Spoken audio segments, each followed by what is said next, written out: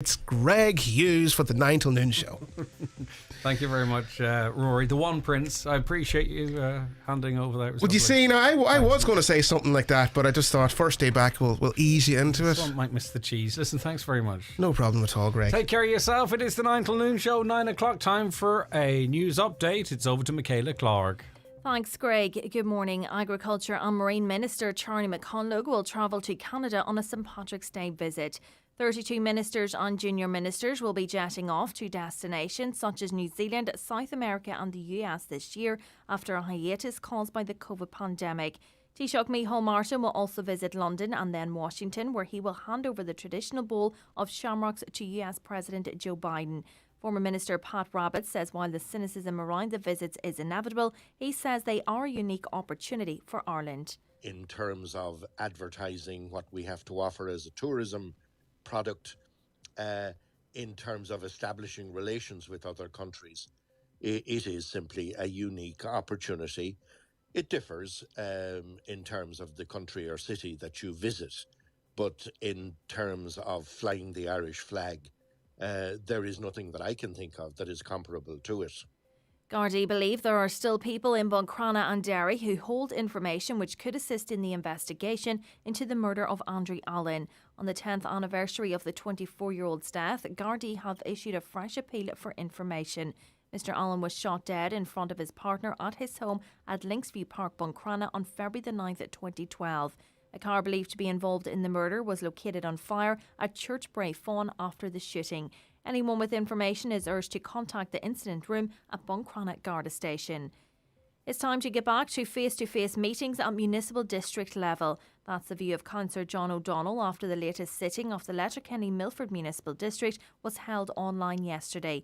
Councillor O'Donnell says when dealing with projects, it's important for councillors to be around the table to be able to discuss the matters of the day. He says the use of the Ora Leisure Centre in Letterkenny is also an added cost for the council and says it would be beneficial for all concerned for meetings to return to the chamber. I think it's important as well that it's in the chamber because the Ora Leisure Centre is an awful cost as well to the council, an extra additional cost, and at the municipal level the numbers aren't near as big of the members that attend and as well of the officials that are there. So I think it's important we get back into the chamber and as well as that into a more comfortable surrounding as well if we're able to access anything that we need to access that might be up for discussion on that particular day. Ireland's involvement in peacekeeping missions may need to be reduced because of capacity constraints in the military.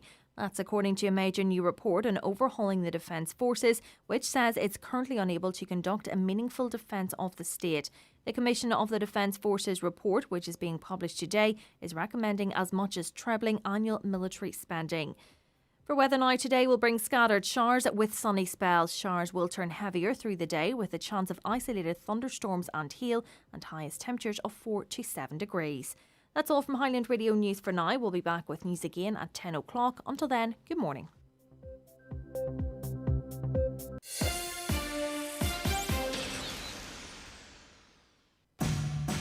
A message from the heart is the loveliest thing to receive, whether it's from that special someone, a best friend or your granny. With new love stamps from Unpost, you can make someone's heart skip a beat with every letter you send. And for a limited time, you can get 10 love stamps for just $8.80. That's 2 free stamps. Get them now at your post office or unpost.com. Send thoughts, send happiness, send love. Unpost, for your world. Terms and conditions apply. Today's show is sponsored by the 3-Store Buncrana. Visit us in-store for the best deals on high-speed home broadband and more. 3 for a better connected life. And now, it's time for the talk of the Northwest. The 9 to Noon Show with Greg Hughes on Highland Radio. And a very good morning to you. Just turning 4 minutes past 9 on this Wednesday, the 9th of February. How are you getting on? It's good to be back with you. Thanks to Donald for sitting in on Monday and Tuesday. You could get used to these 3-day weeks, couldn't you? But no, I wouldn't want to. 5 days is the norm. 08660 25,000 WhatsApps and text lines open for you right now. So whatever we're talking about, We want to hear your views. Even if you've never texted in a radio station before, have your say. Or indeed, if you wish to raise your own topic, good or bad, by the way, positive, or it's something you think that needs a light shone on, get in touch with us, 086 60 25,000. If you want to give us a call, Caroline on the phones, 07491 25,000. And emails to comments@highlandradio.com, or jump on our socials and watch the show and interact with us there. Good morning to you, Annie, already messaging us on Facebook. Good to have you watching us this morning. We're available also on Highland Radio Ireland on YouTube. Right, okay, on to the papers this morning, starting with the Donegal Post. Unimaginable, this story. Hopefully, and we're going to be talking about this a little later on, hopefully something can be done to turn this around, because the future of the Donegal Town St Patrick's Day Parade is looking very bleak after a call out for new committee members and volunteers fell on deaf ears. Now, I'm not going to lie to you, I never even heard there was a meeting on. So I'm not sure, maybe that was the problem, how well it was advertised. I don't know, we'll tease that out a little later on. But a public meeting held on Monday evening was attended by only 6 people. Half of those came from the one family. They've been instrumental in organising the parade for generations. It's a huge day. I'm sure there are lots of businesses that benefit greatly from it, as they do in any town. And maybe they weren't aware that there was an organising meeting taking place. We'll talk about that a little later on, but as I say, even from a business perspective, it's very much in the business's interest to see the town thronged with people, so perhaps they can convene another meeting, maybe get the word out a bit more, get more people in attendance. As I say, it's hard to imagine it wouldn't go ahead because of a lack of interest. I think it's harnessing that interest. But as I say, we'll be talking about that a little later on in the programme. The English Times this morning, Ombudsman's ordered an external review of Letterkenny University Hospital's complaint handling process. It's currently taking place. This according to an exclusive by the English Times. In a statement to the paper, the HSE confirmed the Office of the Chief Operations Officer and Integrated Operations was undertaking a review of Letterkenny University Hospital's complaint handling process with the cooperation of the Seattle University Health Care Group. And, obviously they may be focusing on one particular case. I didn't get a chance to read through the article in full, but we were speaking to people on this programme as well who are frustrated that when something goes wrong, lots goes right, but when something goes wrong or when their experience isn't fantastic, they can find the complaint process frustrating. And I'm hearing that more and more and more, mostly off air, in fairness, because not everyone wants to put their head above the parapet, and I get that. I do get that. But a lot of people have been relating stories to me about their experiences there. And as I say, there's lots and lots and lots of positive stories. I get that, right? But people who have had negative experiences and are particularly frustrated when they try and sort of, complain about it, they need that voice there as well. The Finn Valley Voice this morning, a major survey is to be carried out on the attitudes of Finn Valley Protestants to the future of Northern Ireland. The survey is part of the Future Relationship Conversations project carried out by Derry's Holywell Trust with support from Ireland's Department of Foreign Affairs. The Finn Valley is unique in that its demographic makeup is the same as that of neighbouring parts of Northern Ireland. Okay, what did you think of this big retrofitting announcement? I'm not going to lie to you, I want it to work. I want to get rid of the drafts in my house, part of the house freezing, other part of it warm. Tried to balance the heat and all that kind of stuff, but look, it's drafty. I'm sure lots of people are in the same boat, and you think, right, retrofit grants, that could work. Cheaper to heat the home, of course, it's more comfortable, and there's an environmental impact there. But then comes the nitty gritty of this. Where would you get 25 grand? Now that's at current prices, where they're going through the roof. Where would you get 25 grand? If you were to borrow it, if you wanted to get into debt for such a thing, it would take a very long time for it to be, cost neutral effectively. So it would only be for comfort. It wouldn't be for saving money for a long time. I think it's 20 odd years or something. It would be before it would be worth doing. Do you know what I mean financially? But obviously there's a comfort issue there. But where would you get the money from? Now there is talk of 100% grants for those less well off. Those maybe on certain types of benefits, I think I read. But that leaves, once again, that squeezed middle in inverted commas, doesn't it? You have people with lots of money that probably already have quite a well-insulated house. If not, the state will pay half of their costs. That's grand. And then you have those who are much less well off, who might get 100%. But then there are another cohort right in the middle who are still struggling to make ends meet. They have no luxuries as such. They might not have to choose heat versus eat, but they certainly couldn't come up with €25,000 to pay for such a thing. That's an awful lot of money to try and claw back in heating bill savings, and then you look at, well, what age will it be by the time, it's paid for itself? In my 70s or 80s. Well, the government has been warned that exponential growth is needed to hit targets outlined in its flagship retrofit strategy launched yesterday. Under the $8 billion initiative, grants of up to half the project costs of retrofitting homes to improve their energy efficiency will be available to householders. Ministers were told a step change in the pace and scale of delivery is needed to achieve the aims of the programme, which envisages 500,000 deep retrofits being completed by the end of the decade. A memo brought to Cabinet by Minister for the Environment, Eamon Ryan, yesterday outlined how 75,000 such retrofits will have to be done on average every year in order to hit targets. Now, I think they're doing about 117 a month at the moment. I could be wrong. I'm not sure that's through the particular agency. So we've a long way to go to where where we need to be. While 15,500 energy upgrades were completed last year, only 4,600 homes were given a deep upgrade. So we'd have to go from 4,600 right across the board up to 75,000. Where are you going to get the workers to do this? And I'm acutely conscious as well to many people listening to this that are hearing figures like, 8 billion retrofitting homes that actually don't have homes you could pump filler into. Insulation into, because of the mica crisis, and this is just going to be really frustrating for people listening to this, saying, well, that's nice, very detailed, very ambitious, a lot more meat on the bone than we hear as it relates to the mica scheme in terms of, its delivery and when it might be delivered and how many need to be delivered each year. We don't get those figures as it relates to mica, so I understand if you're one of those families, the many thousands affected, to hear about retrofitting is probably insult to injury.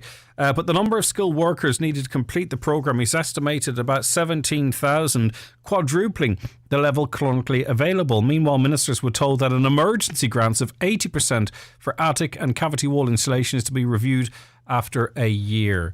All right, so as to say, on paper, look, it sounds like a good idea, but I just think lots of us would be struggling to come up with the match funding in inverted commas, especially as costs go up. Some of those costs going up are rent, because in the Independent it tells us that an acute shortage of homes has pushed the rate that rents are rising to a 4-year high. Rents rose by 10.3% in the last 3 months of 2021 when compared with the previous year.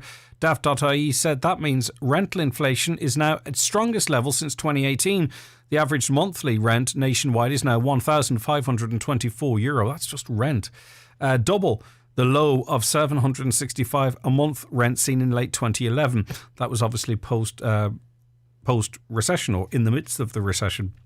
Across the state, there were just 1,397 homes available to rent at the start of this month. And I wonder, if some of those people that were mad to build houses over the last number of years but were struggling to get planning permission, even here in Donegal, if they had been allowed to do so relatively responsibly, would we be under as much pressure as we are now? The average rent in Donegal now is €826. That's up 25% bar the shouting. €826, that's the average in this county, which is high. It's not obviously as high as down in Wicklow, 1,600, but still very high. But if there's no houses available to rent, it doesn't matter what the figure is. All right. What do you think about the St Patrick's Day trips? Now, we've heard arguments, and we will probably hear arguments of the benefits of them. That on the face of it, they seem like junkets because you've got people jetting off to beautiful parts of the world. But that being said, we also have been told that a lot of work gets done, a lot of meetings get done, and that these meetings can pave the way, for bigger deals down the line, and building relationships. And, maybe many of our sons and daughters or brothers and sisters, maybe they're in Canada, or maybe they're in the Netherlands or London or Poland, and they'll be glad to see an Irish minister landing over there. Might make them feel proud, I don't know. Well, lots of them are going away. 32 ministers are jetting off. Charlie McConalogue of Donegal, he's going to Canada. There's only 3 not really going. Simon Coveney, Heather Humphreys and Malcolm Noonan. The rest are going, well, all over the shop, really. So do you think at this time, with everything that's going on, that this is advisable? I presume they'll offset their carbons in one way or other. You'd hope so, wouldn't you? Or is this good? In other words, for the reasons I've outlined, reaching out to the Irish that are out there already, but also building connections, and it's good for the country. Or is it just people heading away at St Patrick's Day? Shouldn't happen. That money should be saved and spent elsewhere. But think about it. Right, okay. Simon Coveney will be one of 3 ministers staying on the island. This might be in case we're invaded, and he's there to mount our defence. We might talk about that a little later on. But anyway, Simon Coveney will be one of 3 ministers staying on the island of Ireland this St Patrick's Day as the government sends 32 TDs plus the Attorney General around the world. The Foreign Affairs Minister will travel to Northern Ireland during St Patrick's Week following suggestions he was not spoken to the DUP leader Jeffrey Donaldson in months. It comes as the DUP launched another attack on Minister Coveney last night, telling the Irish Daily Mail the minister had closed the ears to the concerns of unionism. But as I say, people are heading off all over the place.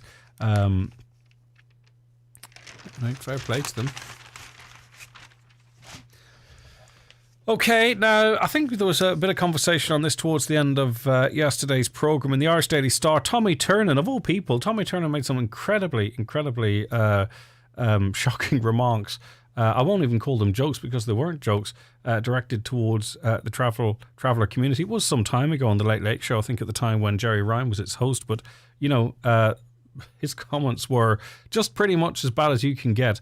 So he's the person that's decided to come out in defence of Jimmy Carr. Probably not surprisingly, it's on GB, the news channel, which has a particular political leaning over in Britain. But he says comedians shouldn't be hounded out of their jobs for a mistake they made on stage. Carr's facing a huge backlash after making a joke in inverted commas about the murder of gypsies during the Holocaust. But Tommy and Carr shouldn't be hung, drawn and quartered for the joke. The chat show host and actor said if somebody gets up on stage and tells a joke, and on further reflection that joke actually coming from not such a good place, then just stop telling it and move on. Now, the one thing about the Netflix specials, okay, they're heavily scripted, they're heavily rehearsed, they're rehearsed in front of other audiences before they're filmed. Netflix has oversight and can review the content. This is not a quip that's made at a stand-up show that just slips out, okay? Now, I'm not saying people can make up their own minds whether it's right or wrong, but let's not frame this as a little slip. This was a scripted, rehearsed and approved joke. Well, in a viral clip from Netflix special entitled His Dark Material, Carr made a jibe about the Holocaust and 6 million Jews' lives being lost. And his punchline, which I'm not going to repeat, was that in some way the death of thousands of Romani under Nazi rule was good news. Okay, let's just put it like that. Hugely offensive. Now, it got a laugh. And I'm not into this cancel culture stuff, right? I think hopefully maybe from comments people have picked up on that. But, he chose a group of individuals to make that joke to.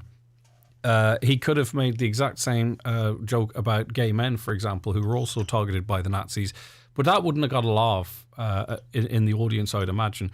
So he picked a group of people that he would. So it was targeted in that.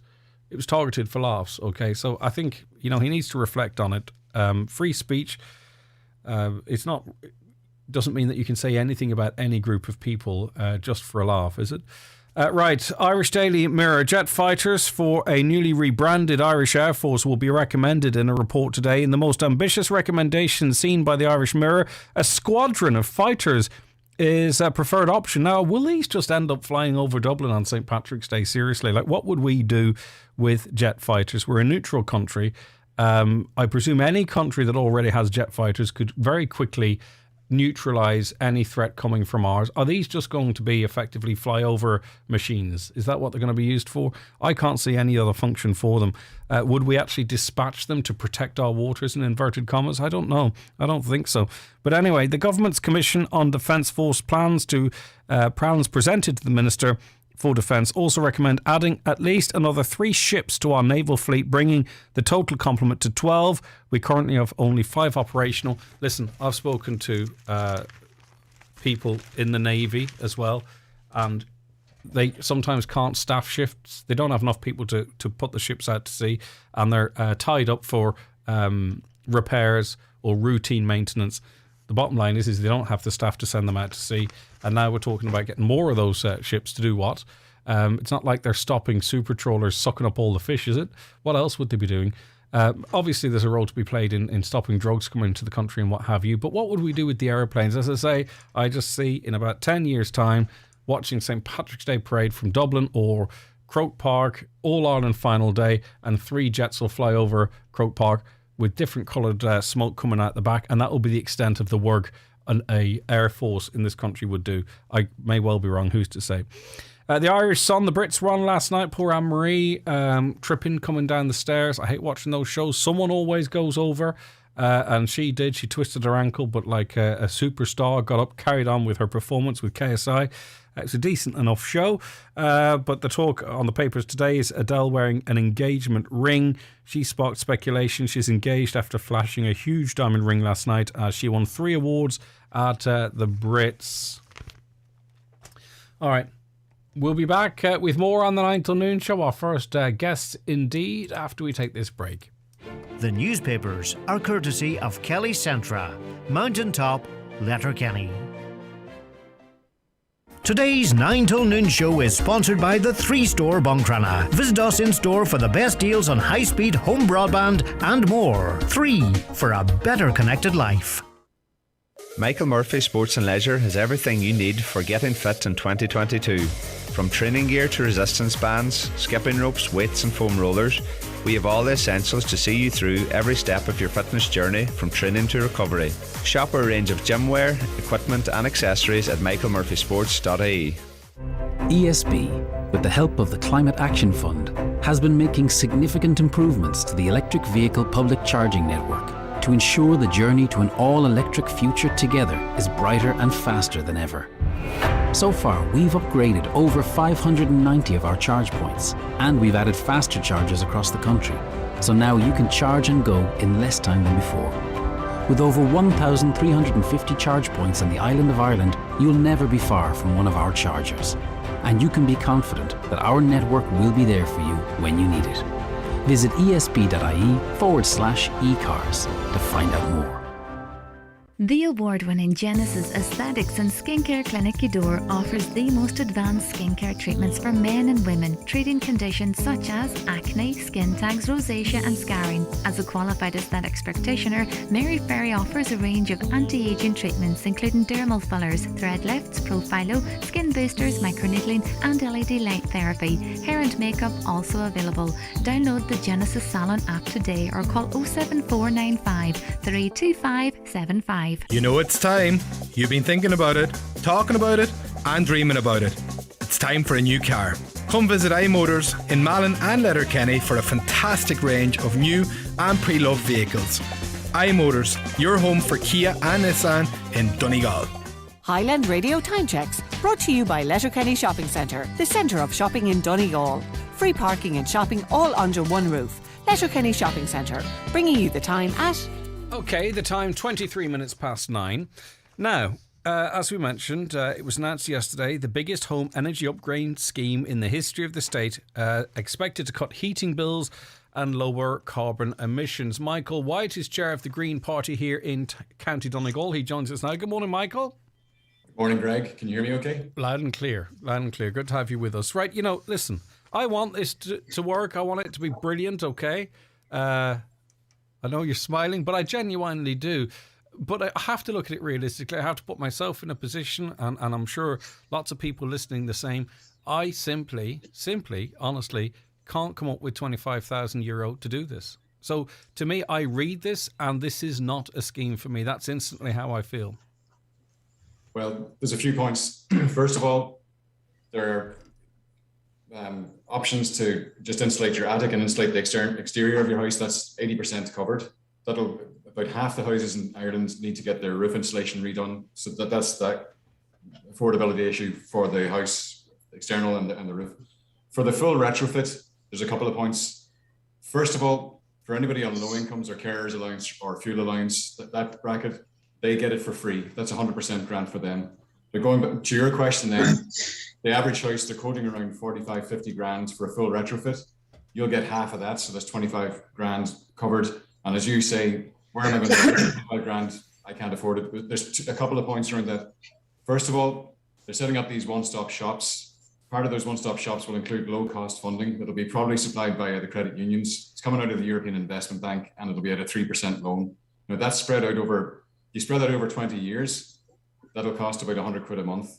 But it'll be offset by the value increase in your house by doing a full retrofit will more than offset that cost over 20 years. Yeah, but also, for 20, it would take 20. You can get a green mortgage. But on that point, it's a lot to expect people to for it to be 20 years before something's effectively cost neutral. Well, no, what I was saying is that the fuel savings after the retrofit, the amount you save on fuel, the net cost to you should be less than about 80 quid a month.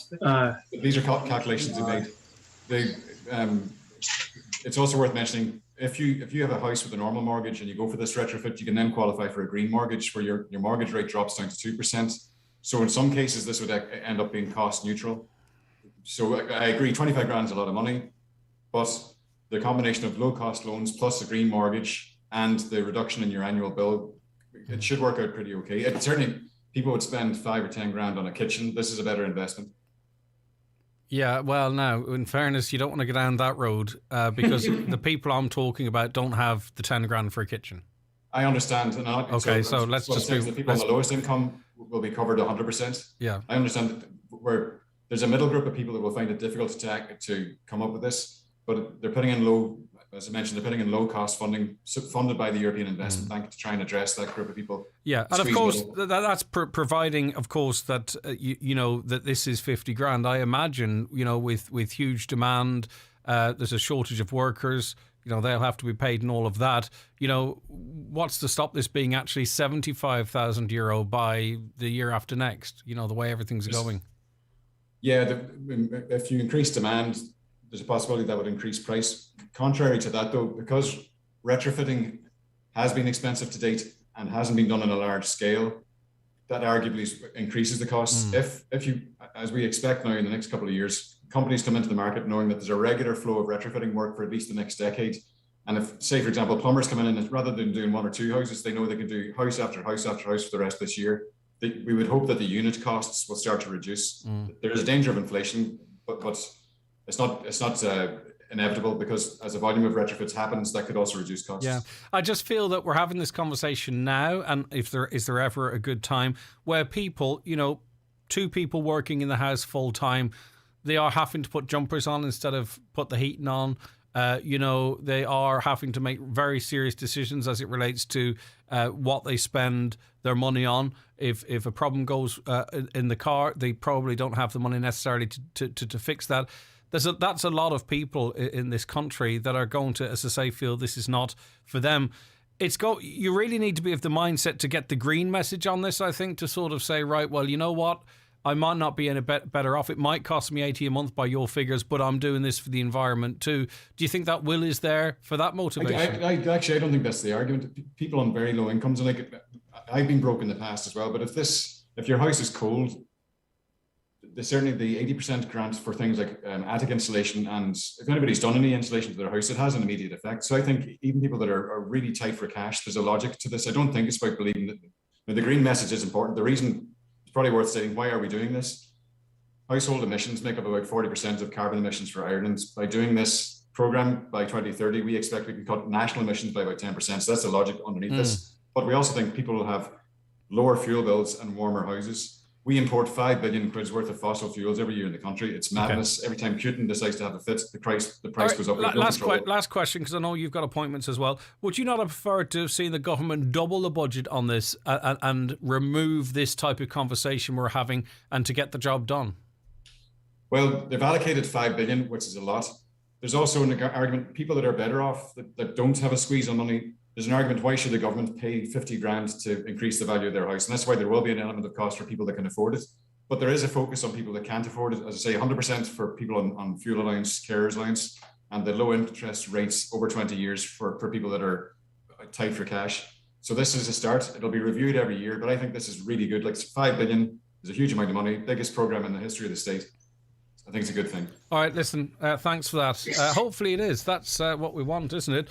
08660 25,000. Right, Brendan Donaghy of B. Donaghy and Sons Limited, based in Clonmany, have been energy upgrade contractors for Sustainable Energy Authority of Ireland for over 12 years. Brendan, I mean, obviously on the face of it, this seems like really good news, particularly for those that can afford it. I mean, you're going to have to start hiring, aren't you? There's going to be a much greater demand on your services, I'd imagine. There is. Like, as I say, we're welcome the grant that's there and the increase that was there yesterday. As I say, we've done the original pilot scheme that was launched 3 years ago, and it was very successful. That pilot scheme was launched at a 50% rate at the time, and a 95% rate for people on fuel allowance and those type of brackets. So that was very, very well met, and I say there were a lot of people looking for it. They dropped it back last year to 35%, and then what the SEA done a wee bit themselves is a bit of bad PR by reducing it from 50 to 35 again. But now they've come back to where they were and brought it back up to close to 50%. But that's just for the deep retrofit scheme. There are individual measures there, like your external wall installation. Before we get to that, can you tell us what a deep retrofit actually is? And does it cost 50 grand? And can you see that price increasing? But talk to us firstly about what is a deep retrofit. A deep retrofit would generally involve maybe external wall installations, new triple glazed windows and doors, your attic insulation being over 300 mil in thickness.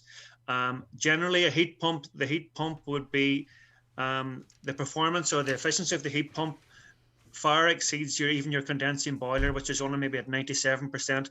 Your heat pumps are running anything from like we have installed ones at 525% efficiency, which means for every euro of electricity that you buy, you're getting €5.25 worth of heat and hot water out of that. And what's the heat pump do? Does it pump it into the ground and back up again? What? Most of the ones that we were installing there were air source heat pumps that takes the heat from the air, but the ground source ones are there and they're longer, I would say. I would say they're actually, they'll outlast the air to water ones, but they're a wee bit more expensive to fit at the start. So is it possible to do everything you've mentioned there? I presume on an average sized house, if we have such a thing in this county, obviously, is it possible to do that for €50,000? And do you think that's sustainable long into the future? Not in my experience of it, no. But with that, we were doing, as I say, you'd have mechanical ventilation, you'd have air tightness, you'd have underfloor heating and underfloor insulation. We brought 30% of our projects up to an A1, not even an A3. So it was the top end of it, So they've reduced all that, scaled it back, and their minimum requirement now is a B2. So maybe with the B2, you haven't hit as many higher targets. You still have a good, decent, comfortable house at that, But if we're deciding to do this,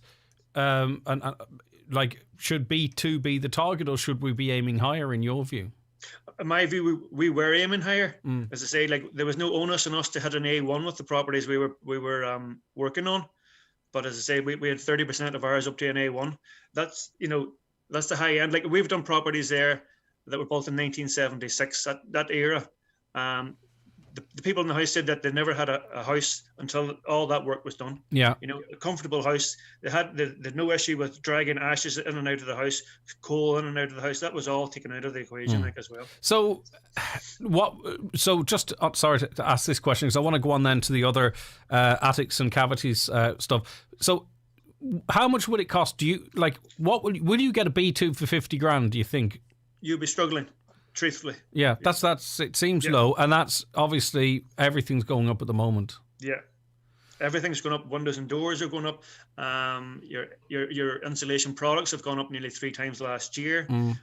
Everything's gone up, and I say the figures of 50, I would say, are on the lower end, maybe on estates in Dublin with semi-Ds or something on them there, where you're effectively doing one large house in Donegal, 2 semi-Ds in Dublin. So that's maybe where you're going to get those 50 grand figures out of, Yeah, you see, that's it, because it's different up here. We don't have the same facilities. We build houses a different way. We were able to build bigger houses than you might see in the urban areas, and I just think this 50 grand wouldn't even scratch the surface. But listen, if you were to try now and double your workforce, or get people in and train them up, because I'm thinking about where these workers might come from. Would that be easy for you to do, Brendan, to scale up your business even greater, say? Double the workforce, double the output? That's what they're trying to push onto us at the minute, is trying to upscale everything. We have a good local source. We're in an issue. There's a good local source of tradesmen here, so that end of it, it's just maybe, I know we're going to be fighting now with the people who are going to go onto the MICA schemes, and that's going to drain, that's going to dilute it again, Yeah, okay. Right, so maybe the more accessible for more people listening, particularly maybe in our part of the world or in rural counties, is the 80% grant for attics and cavities only. That's a slight, they announced that the day before they announced the launch as such, and they mentioned this 80%, and I was getting phone calls that night, can you put me on the scheme for 80%? And everybody thought there was going to be 80% allocation of money to upgrade your property, which isn't the case. It's just for your attic or your cavity walls, which is in the lower end of the spectrum, I mean, if you've got leaky windows or inefficient windows, maybe conservatory doors and that type of stuff, what benefit doing your cavities and your... there's going to be a benefit, but is it big? If you've got leaky windows, it's not going to help, As I say, it's the same even with putting your insulation or your new windows in. If you haven't got your air tightness done properly, you're wasting your money. You can have a U value on paper, and you can have all your, you can have a good rating on your property, and it's on paper. But if you haven't got your air tightness done properly, you're not, you haven't got the comfort levels that. And that's where the house cools down really, really quickly, and then the heating comes back on, and lots of us will know exactly what you're talking about there. You mentioned underfloor heating. Does that mean lifting the floors of a house? Most of the ones that we did were, we took out the floors and put in insulation and underfloor heating, but it wasn't the case in all of them. Some of them we just maybe renewed the copper pipes that were there, because there was no point putting a heat pump in with copper that was lying maybe 40 years. So we did that at the same time. But there's no onus on people. It is a larger expense. Maybe that's where we were getting a better rating at the end, but it was costing a bit more money to do that, because that is an expensive thing to do. Yeah. Taking out all the floors. So can you live... obviously there's no houses to rent at the moment. Everyone knows that. And there's going to be even further pressure on homes, as we try and get MICA homes fixed as well, whenever that begins to happen in earnest. Can you live in a house that you're working on? Yes, you can. If you can tolerate a bit of jackhammer going. Well, as I say, a lot of the times we will be doing external wall insulation, so there's no impact inside. You're not touching the kitchen area, you're not touching the bedrooms, you're outside for most of that. When you're maybe renewing your pipework for radiators and things like that, you will have a day or so where you're going to take up a floor, put down your new pipes and new radiators. So there's a wee bit of disruption there, but it's limited. You can always program that in. But generally, most of the properties that we would work on, people will be living in them. So, what is your... Is it possible, really, as a country, to plan to retrofit so many houses in reality? Or is this the type of work that those with money can get done and we focus on the new builds? Maybe it's not a fair question to ask someone in the industry, but on the scale we're talking, is it really practical to do what we're trying to do here? I think it's far-reaching at the minute. Yeah. Definitely, because we're a small company, effectively, but we were doing 5, 6, 7 houses a year. Wow. That's what, with no point in telling me, we weren't doing 30 and 40 houses. Yeah. But that's where the SEI, they want us to scale that up. Well, we're trying to go from something like 5,000 nationally to 75,000 nationally per year. So that's scaling and a half, isn't it? It is, yeah. But again, I think that what they really want to do is try and bring a lot of the big companies, big construction companies in here, and then get the likes of ourselves in. They'll be the mainframe, or they'll be the name at the head of it, but they'll try and bring smaller companies like ours in to do the actual works. And I say, they maybe scale it that way, but the people aren't here at the minute. I know, Right. even in Donegal, like the people's not there to do that amount of houses. Sorry, this is a simple question in my own head. In terms of cavity walls, right, filling cavity walls, pumping them, okay, Yeah. does that not negate the function of the cavity in the first place to stop dampness or whatever its function is? Why do we, it's bridging that gap not a bad thing to do, because why would we have the cavity there in the first place? The cavity was there as a drainable cavity, so any moisture would drop down into the ground, which is true. They deem the new grey bead that's been pumped in now that the water shouldn't travel across it. That's the way that it's set out. That's the way it's been marketed for years. Like, Mhm. there was ones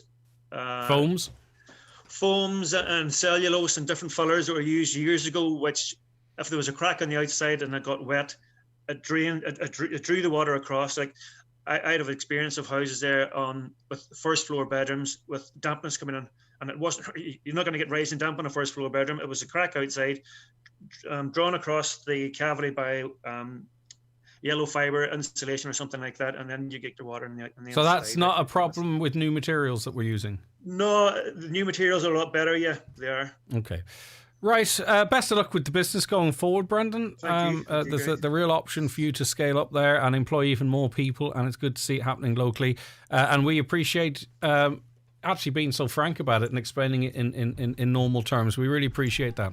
Thanks for your help. Thanks for your time. All right, take care of yourself. All right, that is Brendan Donaghy there of B. Donaghy and Sons Limited.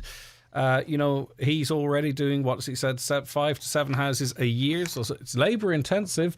He has question marks about, not question marks, but concerns about really, can we have a country with so many houses in it realistically try and retrofit them all? I mean, it's hugely ambitious. And you also heard his commentary there about maybe not quite as much benefit from insulating your attic and doing your cavities only if you're not doing the windows and the rest of it as well. So, there's a lot in there to consider. It's not all rosy.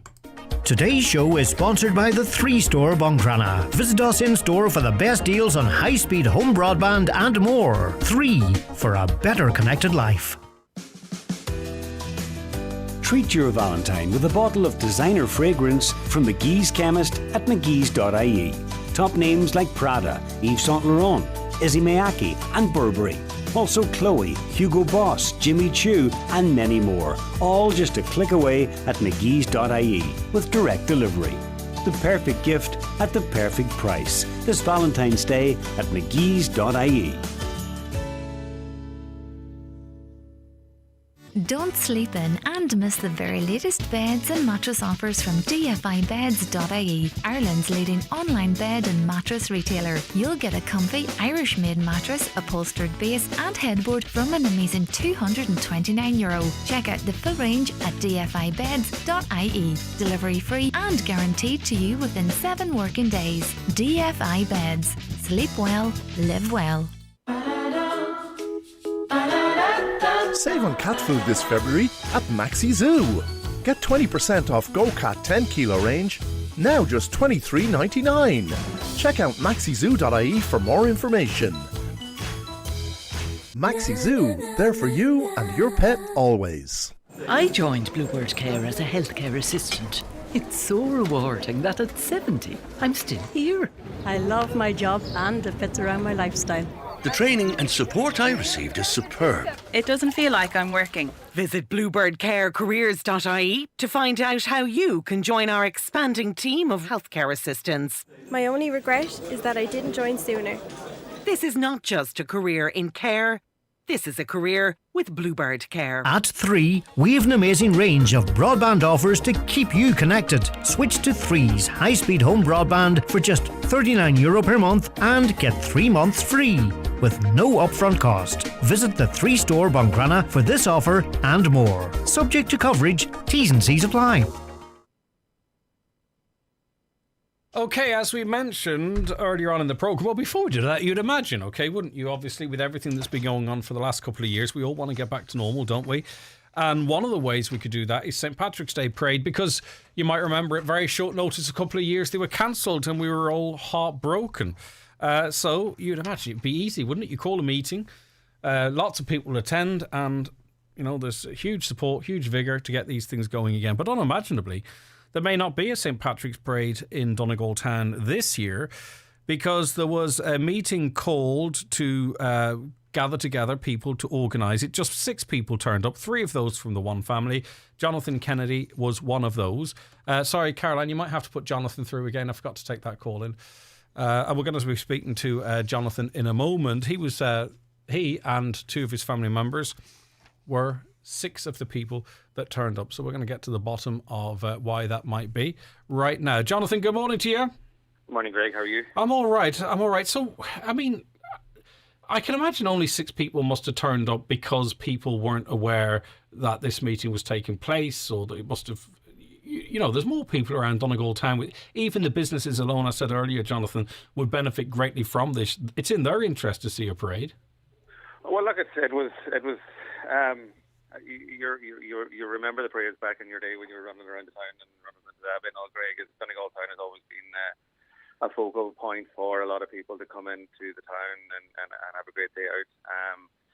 The parade, I suppose, I've been involved in the parade as long as I can remember, either participating or organising back when my father would have taken control of it, and then afterwards my brother Porrick and then myself as well. So we were all got in. There was a very small committee.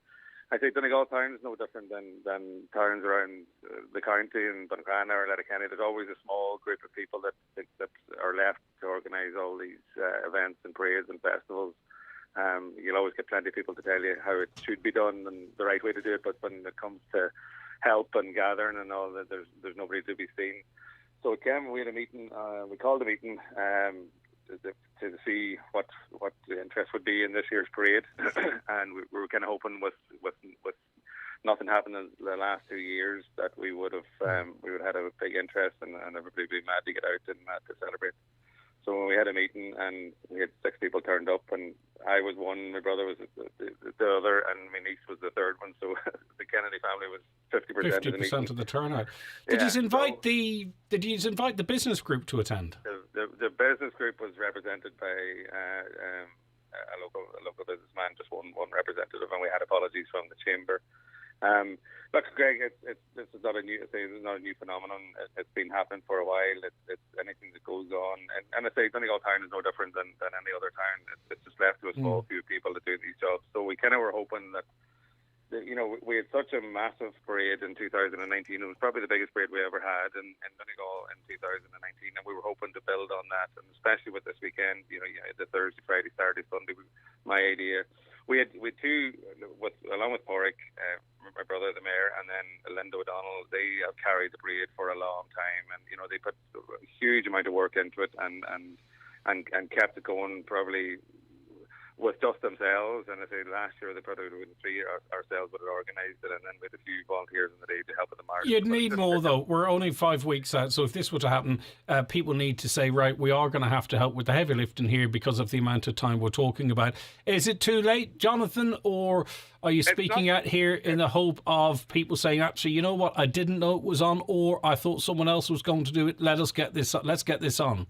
Yeah, well, it's always been a case of, somebody else would do it, or somebody else would do it. And we just felt that it's got so big and there's so much machinery and tractors and cars and animals around that we wanted people to come to Donegal Town and have a nice day out with their families and go home at the end of the day safe. So there was so much watching and there's so much to do, and it's an awful lot of work for a few people, but it's not an awful lot of work for a lot of people. And the irony if you decided, right, okay, there's not much interest, what we'll do is we'll just do a very low-key one with 3 bands. Next thing you know, people would be getting on to you going, well, hold on a second, we want to enter that. Why didn't you ask us? What's going on here? We've been excluded. Do you know what I mean? That's sort of the irony of these things. Yeah, well, it was kind of coming to a point where everybody knows the Patrick's Day. It was always going to go on 3 o'clock. That's been forever. It was coming to a point where we needed help, and if we didn't put out the message that we did put out the last day, it probably would have gone under because we couldn't have managed it. But what this has done now is people have got excited about it. They says, right, sorry, I didn't realise you were so badly stuck. We didn't realise this there. So what we've done, we've rearranged a meeting next Tuesday night at 8 o'clock in the Central Hotel in Donegal Town. for genuinely interested people, if they're interested to go and come and help us, then now's the time to shine and now's the time to put your name forward.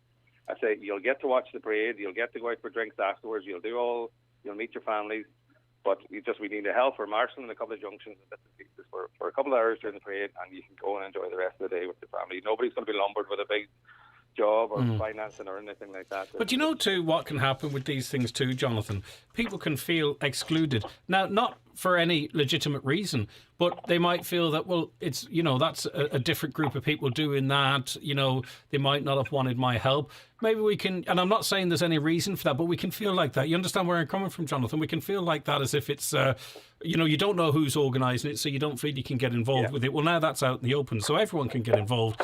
But you'd think this is, even at the very least, after 2 years, this is a reset opportunity. Let's look at things differently, get new faces if required. Well, Yeah, that was our plan. Like Donegal there's so many new families in here and new houses and new businesses, and there always has been clubs around, whether it's the summer festival or the food festival, or there's a whole lot of events.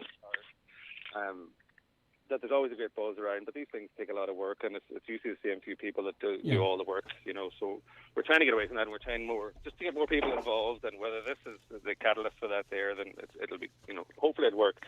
All right. We're going to give it another go on Tuesday, and I would say, hopefully we'll everything will be resolved, and we'll get our parade going. Right, Tuesday, Central Hotel, 8 p.m. Did you say?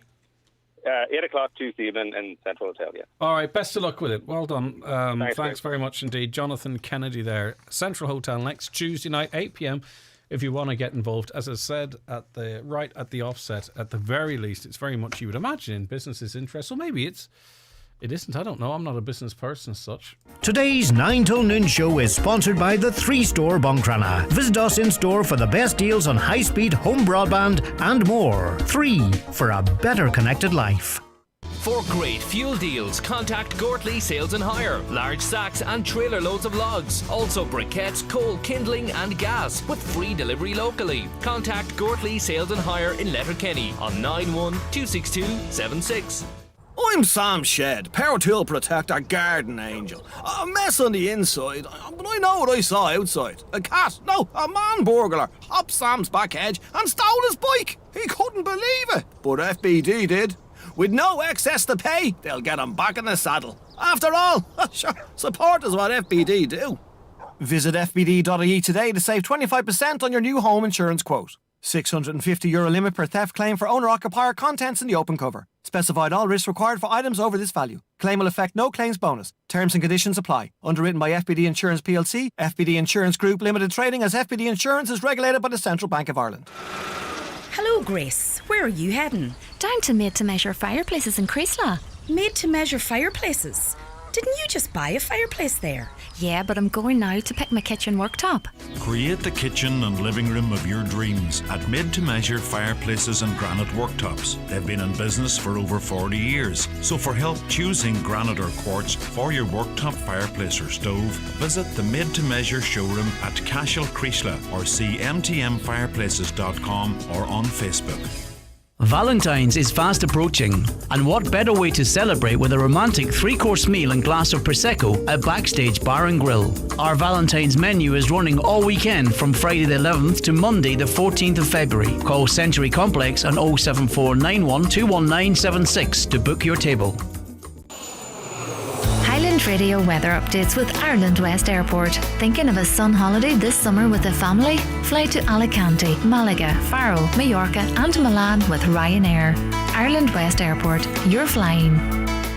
So after the fresh start this morning, today there'll be scattered showers with sunny spells. The showers will turn heavier through the day with a chance of isolated thunderstorms and hail later. Sleet is also possible on hills. A chilly day, temperatures not higher than 4 to 7 degrees and fresh southwest winds, strong and gusty near the coast. So caller says, how can you get your house checked for a rating? Is it very expensive? Now, I don't know. I presume there are people that will come out and do that for you. Greg, it's different in rural Donegal to the towns and cities. The rural houses stand alone, and many houses were not properly insulated, and most of these homeowners burn coal, logs and peat. They also burn plastic and rubbish. I know someone who burns tin cans. More education and high specific grants would be required for rural Ireland. I agree. And, maybe the nature of how many of our houses were built too, maybe through direct labour or as we go, did some of us cut corners on the likes of the insulation as well, and maybe have an extra room. Another caller says, where are we supposed to get the money, Greg? You have to pay the money up front and then get the grant. I changed my windows and I'll be paying the loan for the next 3 years for them. I'll never get the money to do this. I mean, how much would it cost to change your windows? It sounds like it could be very expensive. Can you double glaze a window that is single pane glass without replacing the window? Now, I'm just thinking practically. That might be quite difficult because there has to be a seal, doesn't there? A vacuum seal between the two. I'm sure someone's thought about it. I wonder, would it be cheaper actually just to end up replacing the windows? I don't know. How much is the exterior installation for an average bungalow? Well, listen, we can get answers to some of those questions. That being said, having listened to that previous expert on that, if you're not getting the windows and other stuff done, exterior installation on its own, are you throwing good money after bad? I don't know. Just warn people, triple glaze actually keeps the sun out, the heat out, as well as the cold. I got it done and those rooms are cooler now instead of warmer. But if you give them a wee jeg of heat, are they likely to hold on to the heat for longer, I wonder? Oh my goodness, terrible rhetoric. No one wants to remortgage the home to retrofit. The value of your home is irrelevant if you never intend to sell. 80 quid a month is not insignificant. There's a whole group, this squeeze metal I talk of, and it's not just those, right? But it's the majority, I think, of people, okay, can't afford to send young ones to college, and yet and to give their young people the best chance, and yet they're expected to take out a loan for 25 grand for something that, we deal with cold and problems like that on a day-to-day basis, don't we? We don't be thinking about a year ahead or 2 years or 3 years ahead. Maybe we should. We have to think about the here and now. And the here and now would be, to have enough money to live comfortably or somewhat comfortably, or to get further into debt. Then what happens if you lose your job? It's another burden. If it's a car loan, you can sell the car, hopefully, and cover the loan. Even if it's a mortgage, though, you would hope never to have to. You might be able to sell the house and to cover the mortgage. But with a €25,000 minimum retrofit grant, that would feel like an anchor to many people, one that they don't want to have, because a lot of people feel another crash is coming. There's a lot of what's happening at the moment feels very much like 2006, 2007 to me. We really, really, really hope, though, that that's not the case. Okay, we're going to take a break. That first hour flew for me anyway, hopefully for you. We've another really interesting 2 hours to come. Stay right where you are. We are going to take a quick break now, though, for the news and obituary notices, and we'll return thereafter. Today's show is sponsored by the 3 Store Buncrana. Visit us in store for the best deals on high-speed home broadband and more. 3 for a better connected life. Ireland's biggest ever tribute weekend is coming back to Donegal. Tribash 2022 is taking place at the Clanry Hotel, Letterkenny on the 11th and 12th of February. The nation's leading tribute acts take to the stage with a fantastic award-winning Johnny Cash and June Carter tribute show, Cash Returns. The amazing Jim the King Brown as Elvis, the one and only ABBA tribute, the Bjorn Identity, and the show-stopping Queen tribute. Limited tickets available now at the hotel reception and online at eventbrite.ie. Tribash 2022 at the Clanry Hotel, Letterkenny. Your ideal Valentine's weekend. Wet n Wild is a local family business fully stocked to keep you safe and warm in, on or even under the water. With Zone 3 swim wetsuits, dry robes, life jackets, kayaks, subboards, swimwear, scuba and snorkeling equipment. With friendly, experienced staff to assist. Get yourself out now while stocks last at Wet n Wild. A public interest message from Donegal County Council. Many of us love taking dogs for walks in the countryside. Be extra careful and respect other animals, particularly during lambing season. If you are walking your dog, make sure you're responsible. Always know where your dog is. Make sure your dog does not cause a nuisance. Always make sure to have your dog under effectual control. Remember, all dog owners must have a current dog licence for their dogs. Licences can be bought at any post office or online at licenses.ie. Donegal County Council, serving the people of Donegal. At 3, we have an amazing range of broadband offers to keep you connected. Switch to 3's high-speed home broadband for just €39 per month and get 3 months free with no upfront cost. Visit the 3 store Bungrana for this offer and more. Subject to coverage, T's and C's apply. Live, on air, online and on the Highland Radio app. This is Highland Radio News. Good morning, it's 10 o'clock. Donald Kavanagh at the news desk. Gardaí believe there are still people in Buncrana and Derry who hold information which could assist in the investigation into the murder of Andrew Allen on the 10th anniversary of the 24-year-old's death. Gardaí have issued a fresh appeal for information. Mr Allen was shot dead in front of his partner at his home at Linksview Park, Buncrana, on February 9th, 2012. A car believed to be involved in the murder was located on fire at Church Bray Fawn after the shooting. Anyone with information is being urged to contact the incident room at Buncrana Garda Station. The chairperson of the Green Party in Donegal believes the new insulation and retrofit scheme announced by the government yesterday will be practical for homeowners and will help in cutting the cost of home heating. Up to half the cost of a full retrofit will be covered by the Home Energy Upgrade Scheme, with 80% of some smaller projects like attic insulation to be paid out. Low-cost loans will also be available from the summer to help people meet the cost of upgrades. The chair of the Donegal Green Party, Michael White, says the scheme will work in partly tackling the rising cost of living. If you take the 80% for the attic insulation costs and the external insulation costs, you could get that done in the next few months. The cost to the homeowner will end up being maybe €200 or €300 max, because the rest of it's paid for by the grants, and that could have an impact of, they say, between a quarter and half of your heating bills could be reduced.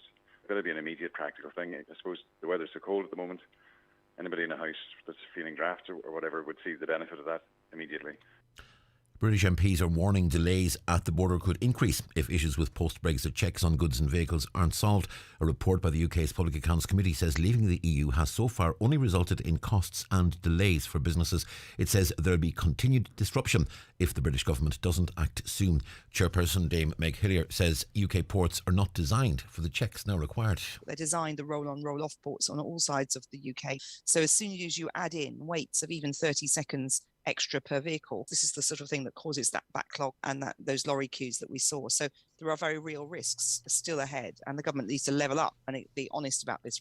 Agriculture and Marine Minister Charlie McConalogue will travel to Canada on a St Patrick's Day visit. 32 ministers and junior ministers will be jetting off to destinations like New Zealand, South America and the US this year after a hiatus caused by the COVID pandemic.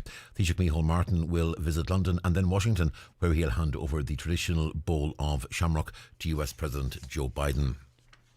A Donegal deputy is calling for a Dáil debate on the 2 recent police ombudsman reports in Northern Ireland. A new report from the police watchdog examined 8 attacks in South Belfast, in which 11 people were killed, and found evidence of collusive behaviour by police.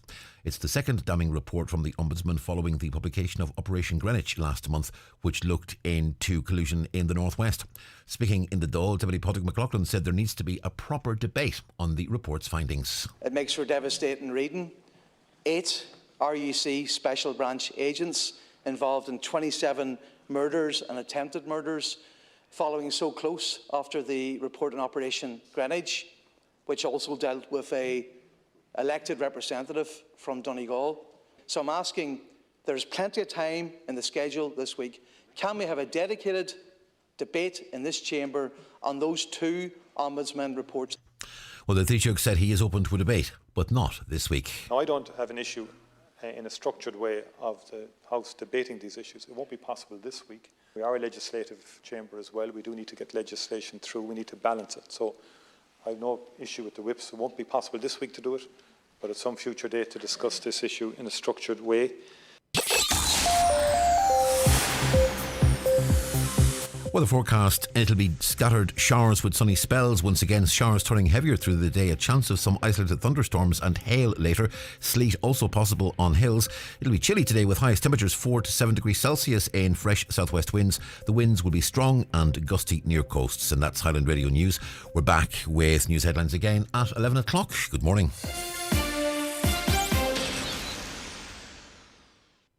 The obituary notices for this Wednesday morning, February the 9th.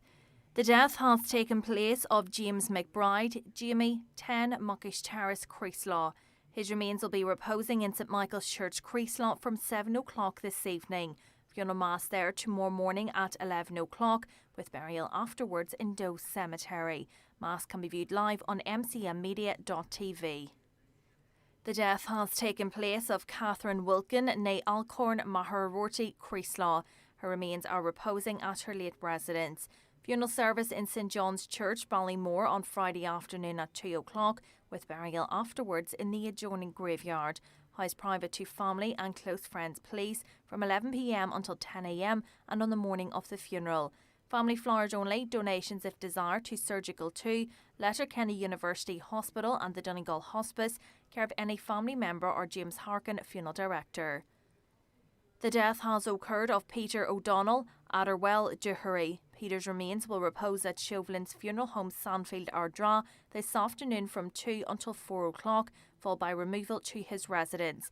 House private to family and neighbours. Funeral mass tomorrow morning at 11 o'clock in Chap Pobble, Colmkilnefa, Fintown, with burial afterwards in Glenties Cemetery.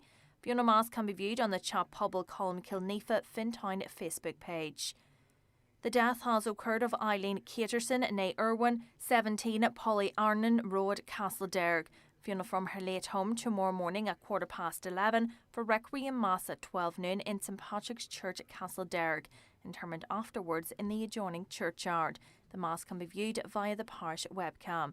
Family flowers only, please. Donations in lieu of desire to Marie Curie Cancer care of any family member or Charles Lynch, Funeral Director. The house is strictly private. The death has occurred of Sally Dolan, Dunmore, Fulcara. Remains are reposing at her home. Rosary tonight at 9 o'clock. House private after the Rosary until 11 a.m. Funeral mass tomorrow in St Finnan's Church, Fulcara at 12 o'clock, with burial in the adjoining cemetery.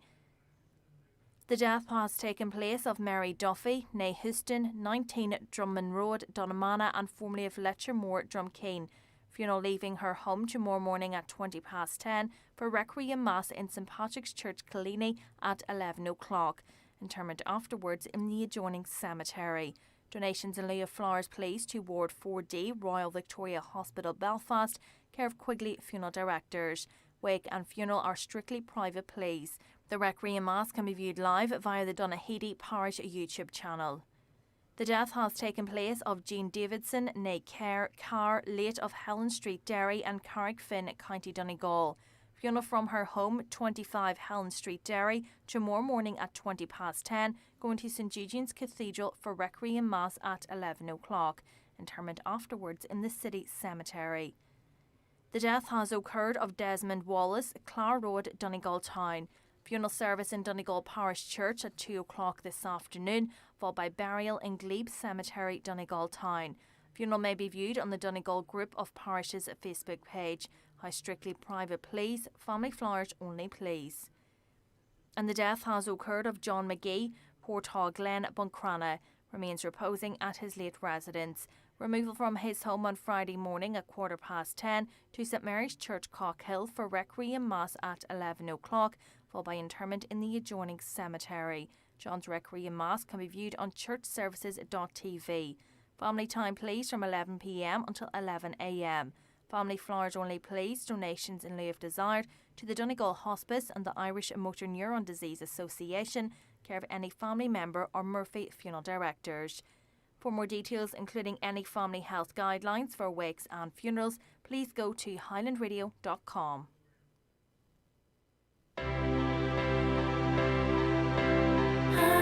With all the stories that matter across the Northwest, it's Greg Hughes on the 9 to Noon Show on Highland Radio. This is an important announcement from the Department of Social Protection. If you have been in receipt of the COVID-19 pandemic unemployment payment and are now returning to work, this message is for you. You must ensure that you stop your payment on your first day back at work. The simplest way to do this is online at www.mywelfare.ie. For more information, visit gov.ie/DSP COVID-19, brought to you by the Government of Ireland. Okay, you're very welcome back to the programme now. To some of your comments before we move onto our next topic.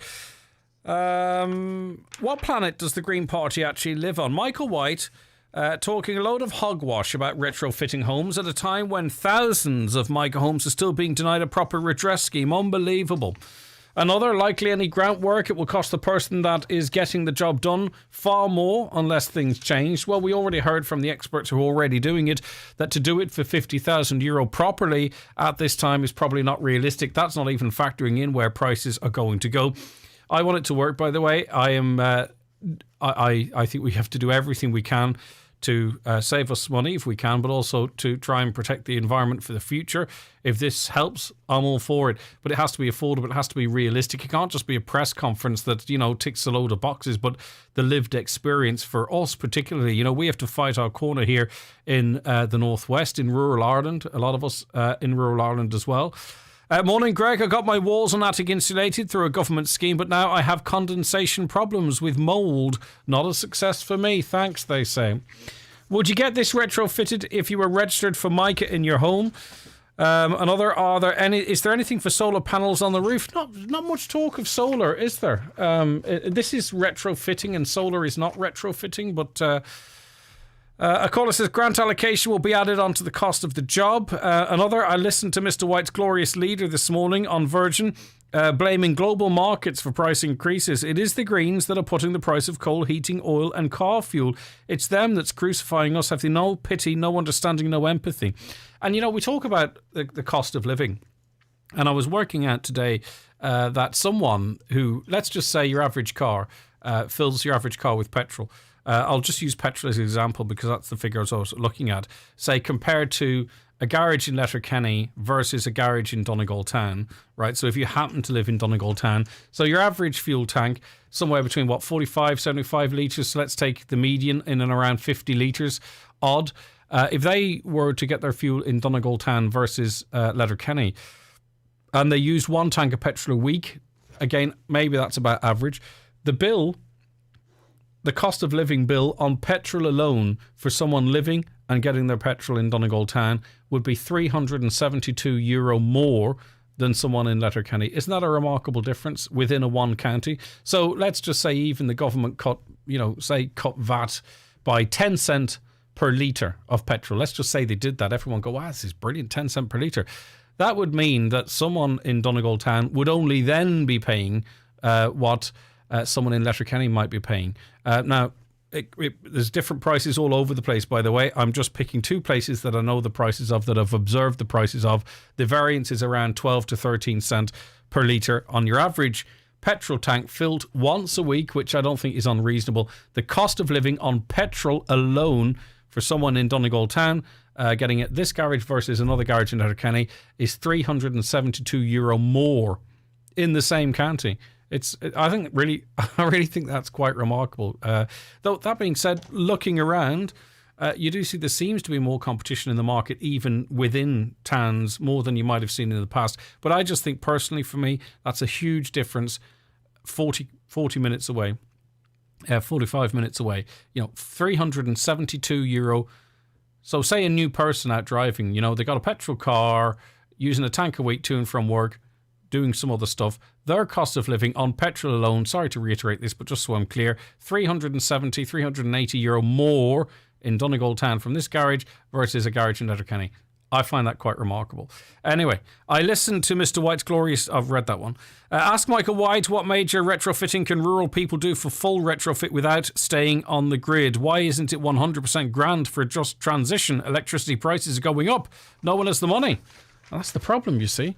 But most people might be okay with this. You see, we heard from the earlier contributor, like your semi-D in Dublin, 50 grand might do it. Okay, and maybe that's where the majority of people live. But that's no good to us. Got cavity wall pumped about 10 years ago. It's brought nothing but trouble as it brought damp into the house. A cavity wall should be left alone, believes another caller. Now, just to be fair, not to put... do anyone out of business? We asked the expert. He said that maybe have happened. He's seen it himself on first floors with older cavity filling insulation type stuff, foam and maybe some other stuff. He says that the new modern stuff allows the water to fall down more efficiently. All right, we'll be joined by our next guest talking about the St Patrick's Day trips for our politicians, our glorious politicians. Here's an interesting one. Wait till you hear this. We might as well put the doll up for sale, We might as well. We can do. Because we're not going to really need it at all anymore because, let me see, where is this?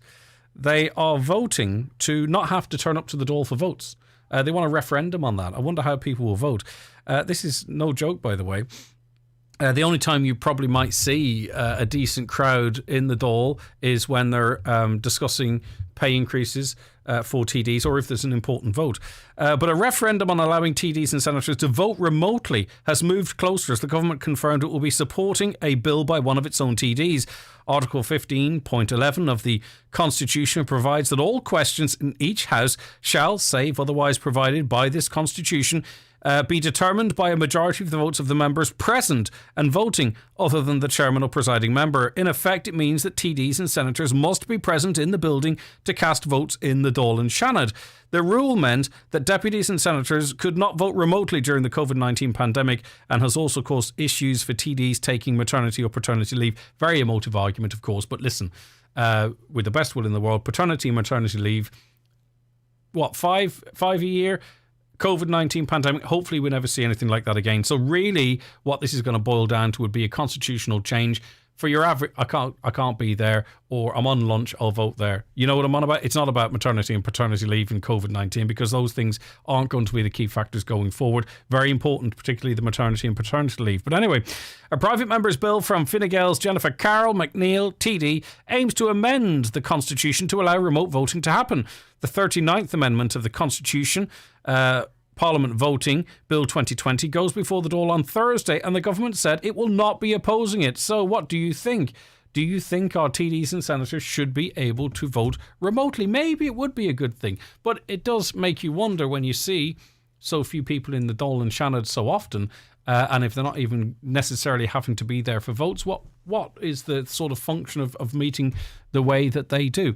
I don't know. What are your views? Okay, as I say, separate to that, we're going to be talking about the St Patrick's Day trips. That's coming up after the bingo numbers and a quick break. Stay where you are. It's an interesting conversation, I think. It's time for Ncbi Bingo on Highland Radio. It's Wednesday the 9th of February. You're playing on the blue sheet. The reference number is S8. It's game number 6. The numbers are 49, 5, 14, 72, 74, 1, 89, 68, 55, and finally 33. Phone your claim to 9104833 before 8 tonight, leaving your name, contact number and the name of the shop where you purchased your book, and we'll call you back the next working day. Get all your NCBI Bingo information at highlandradio.com. Today's show is sponsored by the 3-Store Buncrana. Visit us in store for the best deals on high-speed home broadband and more. 3 for a better connected life. McCullough Jewellers in Letterkenny are synonymous with fine jewellery, quality watches and giftware. With stores at Main Street, Letterkenny and the Letterkenny Shopping Centre, or online at ormccullough.com. You can choose from their quality product range in a relaxed atmosphere, and their sales staff will be happy to help you make the right choice, whatever the occasion. McCullough Jewellers, making moments magical for generations.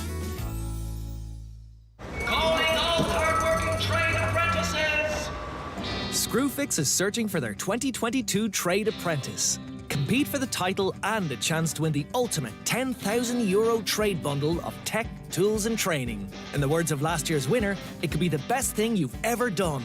So go on, apply online now at screwfix.ie/SFTA. Applications close on the 20th of February.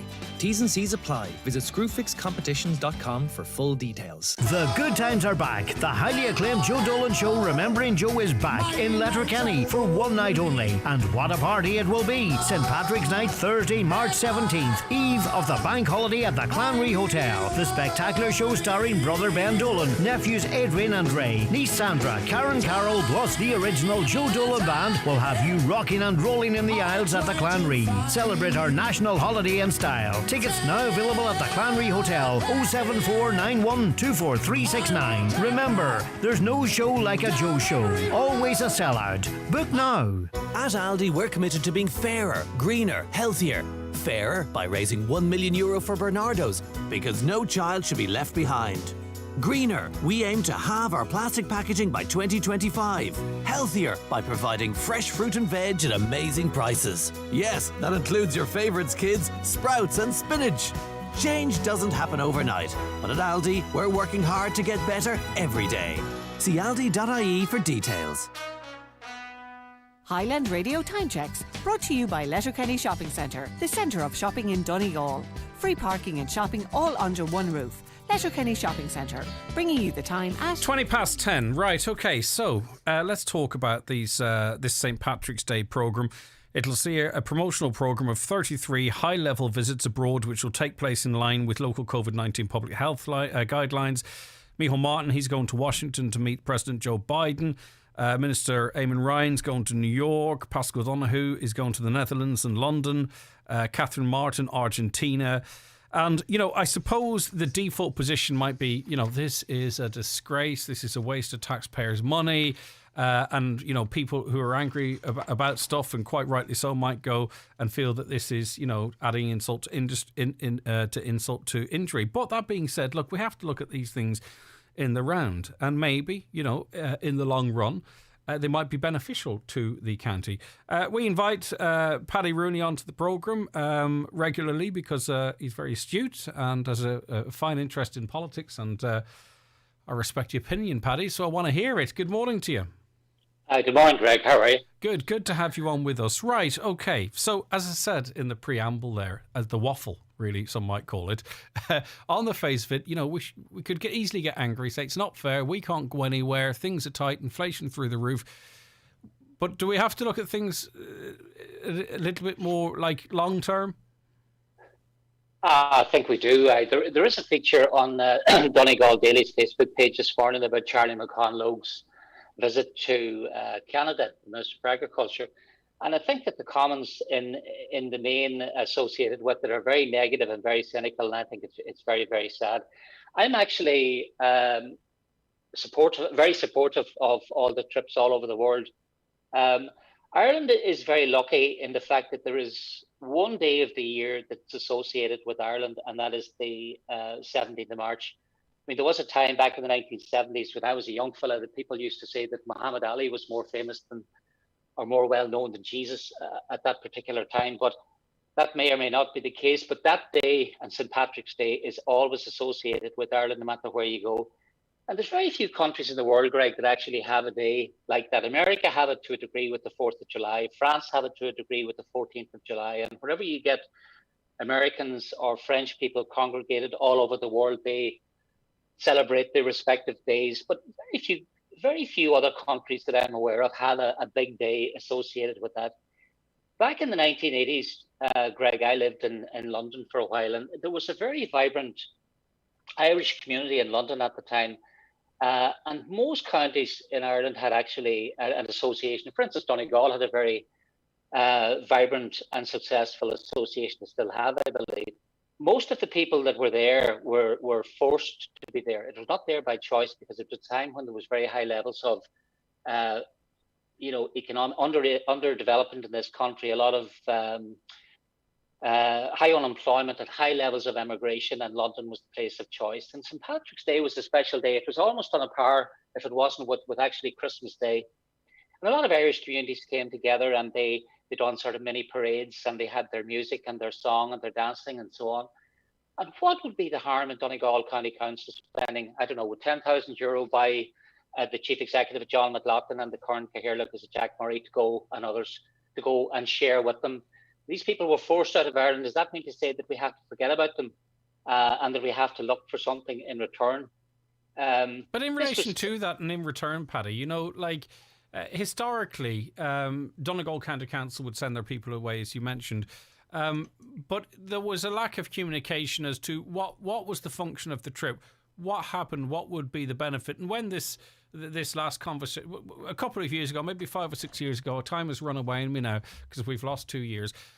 But what happened was I think that the travelling party was thinned out a little bit, and a programme of events and the meetings that were scheduled was released, and then reports were furnished as to what activity took place, what meetings took place.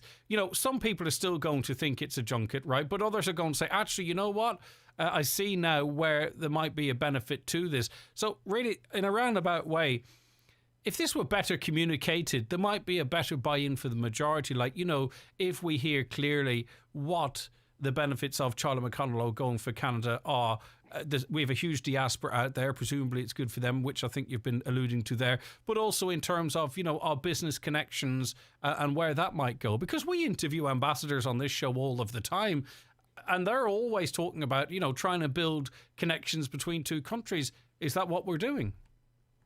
Well, I'll give you a little anecdote then. Now, it refers to Northern Ireland, not necessarily the Republic of Ireland, but it'll give you a general drift about what these things are about. I actually attended a talk given by the late, great John Hume. He was the speaker at Donegal branch of the Irish Management Institute. It must have been a good part of 20 years ago. And he was talking about Northern Ireland and what was going on and what needed to be done and so on and so forth. Now, the Good Friday Agreement had been signed at the time and the executive was in place. But he asked the audience about what did we think was the most predominating factor that got Seagate to set up in Northern Ireland.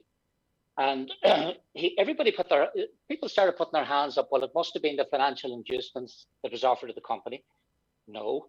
It must have been the set aside of corporation tax for the company. No. It must have been access to the very vibrant, well-educated English-speaking workforce that was available. Apparently not. But surely it must have been due to the fact that Northern Ireland is in Britain and it's in the European Union at the time and had access to all this market. Apparently that wasn't the reason either, Greg.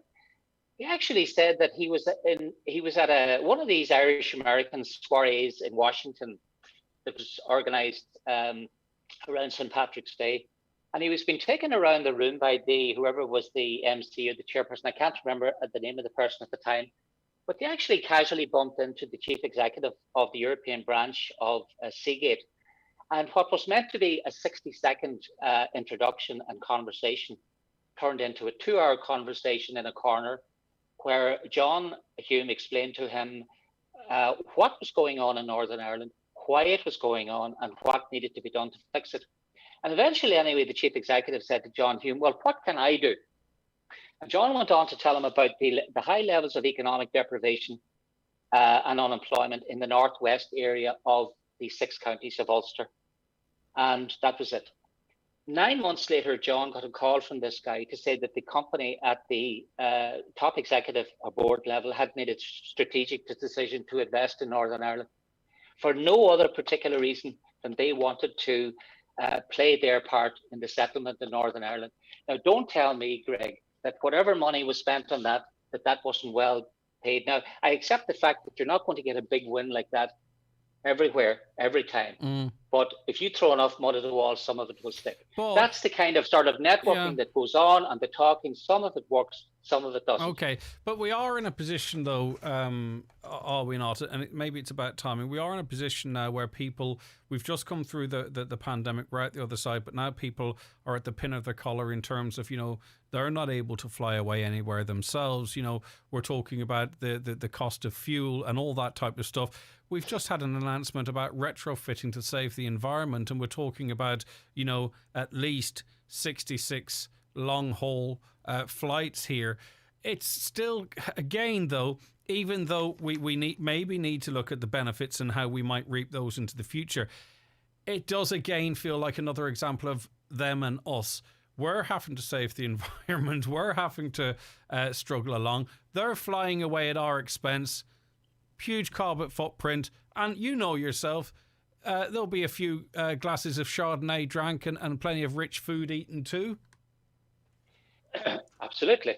But if we take the bill for all of I think it's 32 politicians, I think, from Dáil Éireann, and there may very well be politicians from local authorities going elsewhere and so on. If you pick the total bill of that in the round and you say, well, what is the, I mean, do we have to be totally cynical about this, Greg, and say we know the price of everything, but the value of nothing? Because there is a lot of benefits that this country reaps. All right, so we have the promotion of Ireland abroad, we have the celebration and the connection with the Irish diaspora overseas, we have the economic development, such thing. But there's a whole raft of other benefits as well. I was just thinking about this since Caroline contacted me yesterday evening. Margaret Thatcher is on record, Greg, to say that she should never have signed the Anglo-Irish Agreement with Gareth Fitzgerald and Dick Spring back in 1985. And the only reason that she'd done it was because Ronald Reagan coaxed her, cajoled her, pressurized her into doing it. And the only reason he did that was because the Irish politicians and diplomats were pressing the Irish Congress people in America to do that.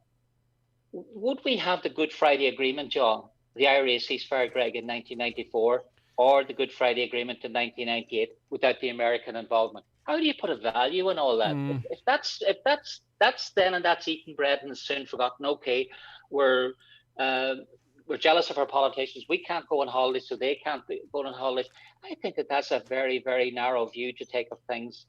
With the benefits, they're not quite obvious to us, but they're there in the background.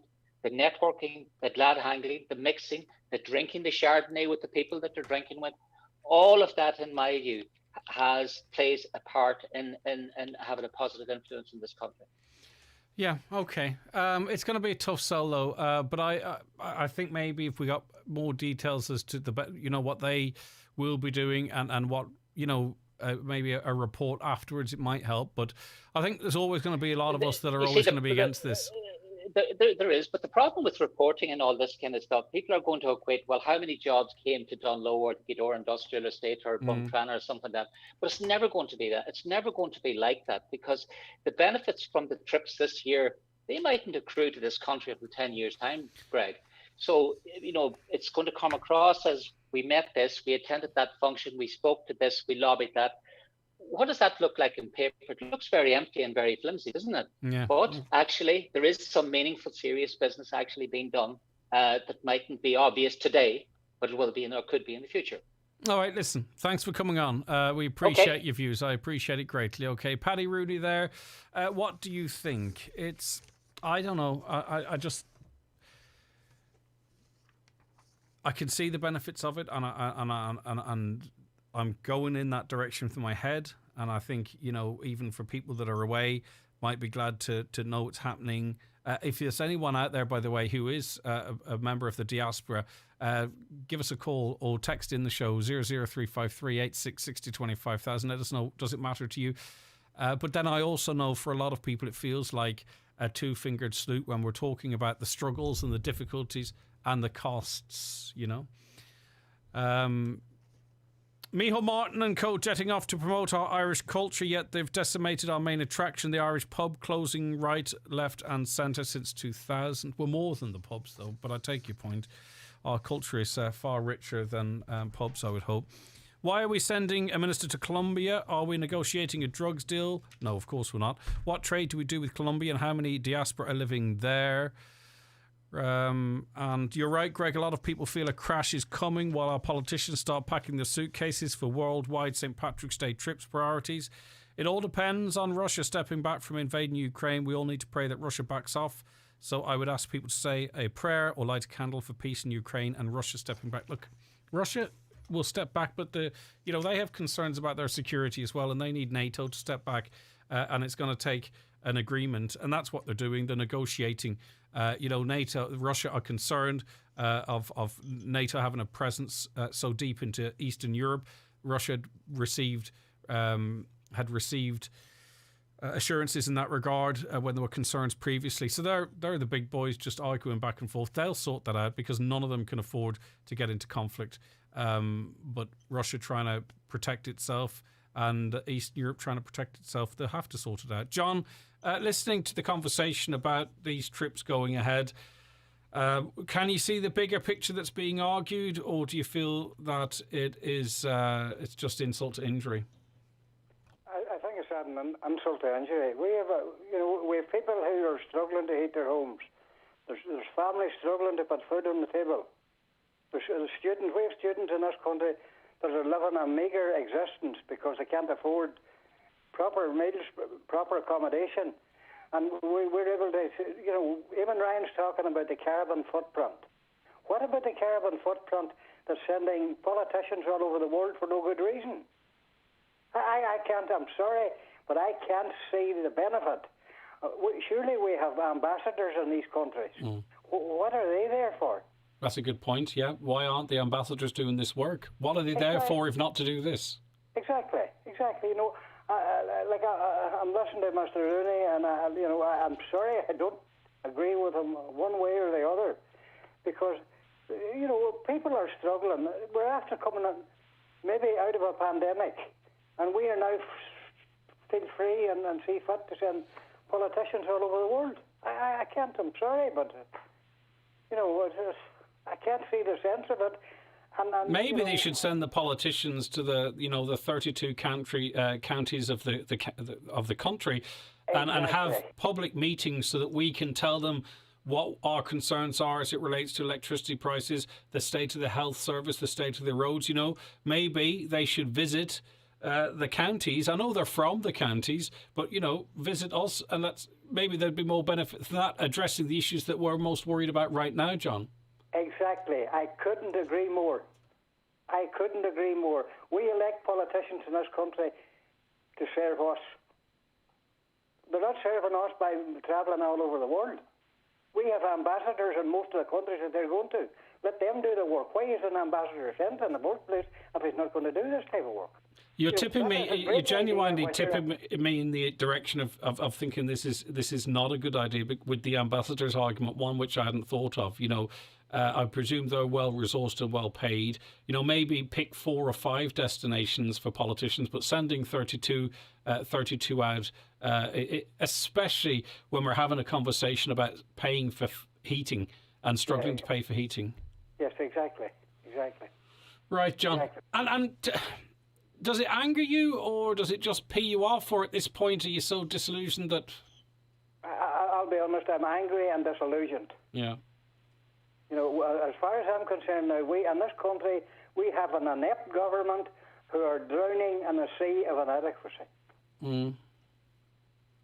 We don't have any leadership. We have, you know, when you see them, you can see them on TV, you know, Michael Martin and Leo Varadkar and Eamon Ryan. You know, and to be brutally honest, they can't look at each other, but they're there because they're in power together. You know, it's wrong. It's wrong what they're doing. Of course. They need to think about the people. Yeah. Get the basics right. Let's shore up what we have and then talk about the 10, 15, 20-year plan. Exactly. I mean, even this announcement about the retrofitting, you can't help but feel they're out of touch with what it's really like living here. Of course they are.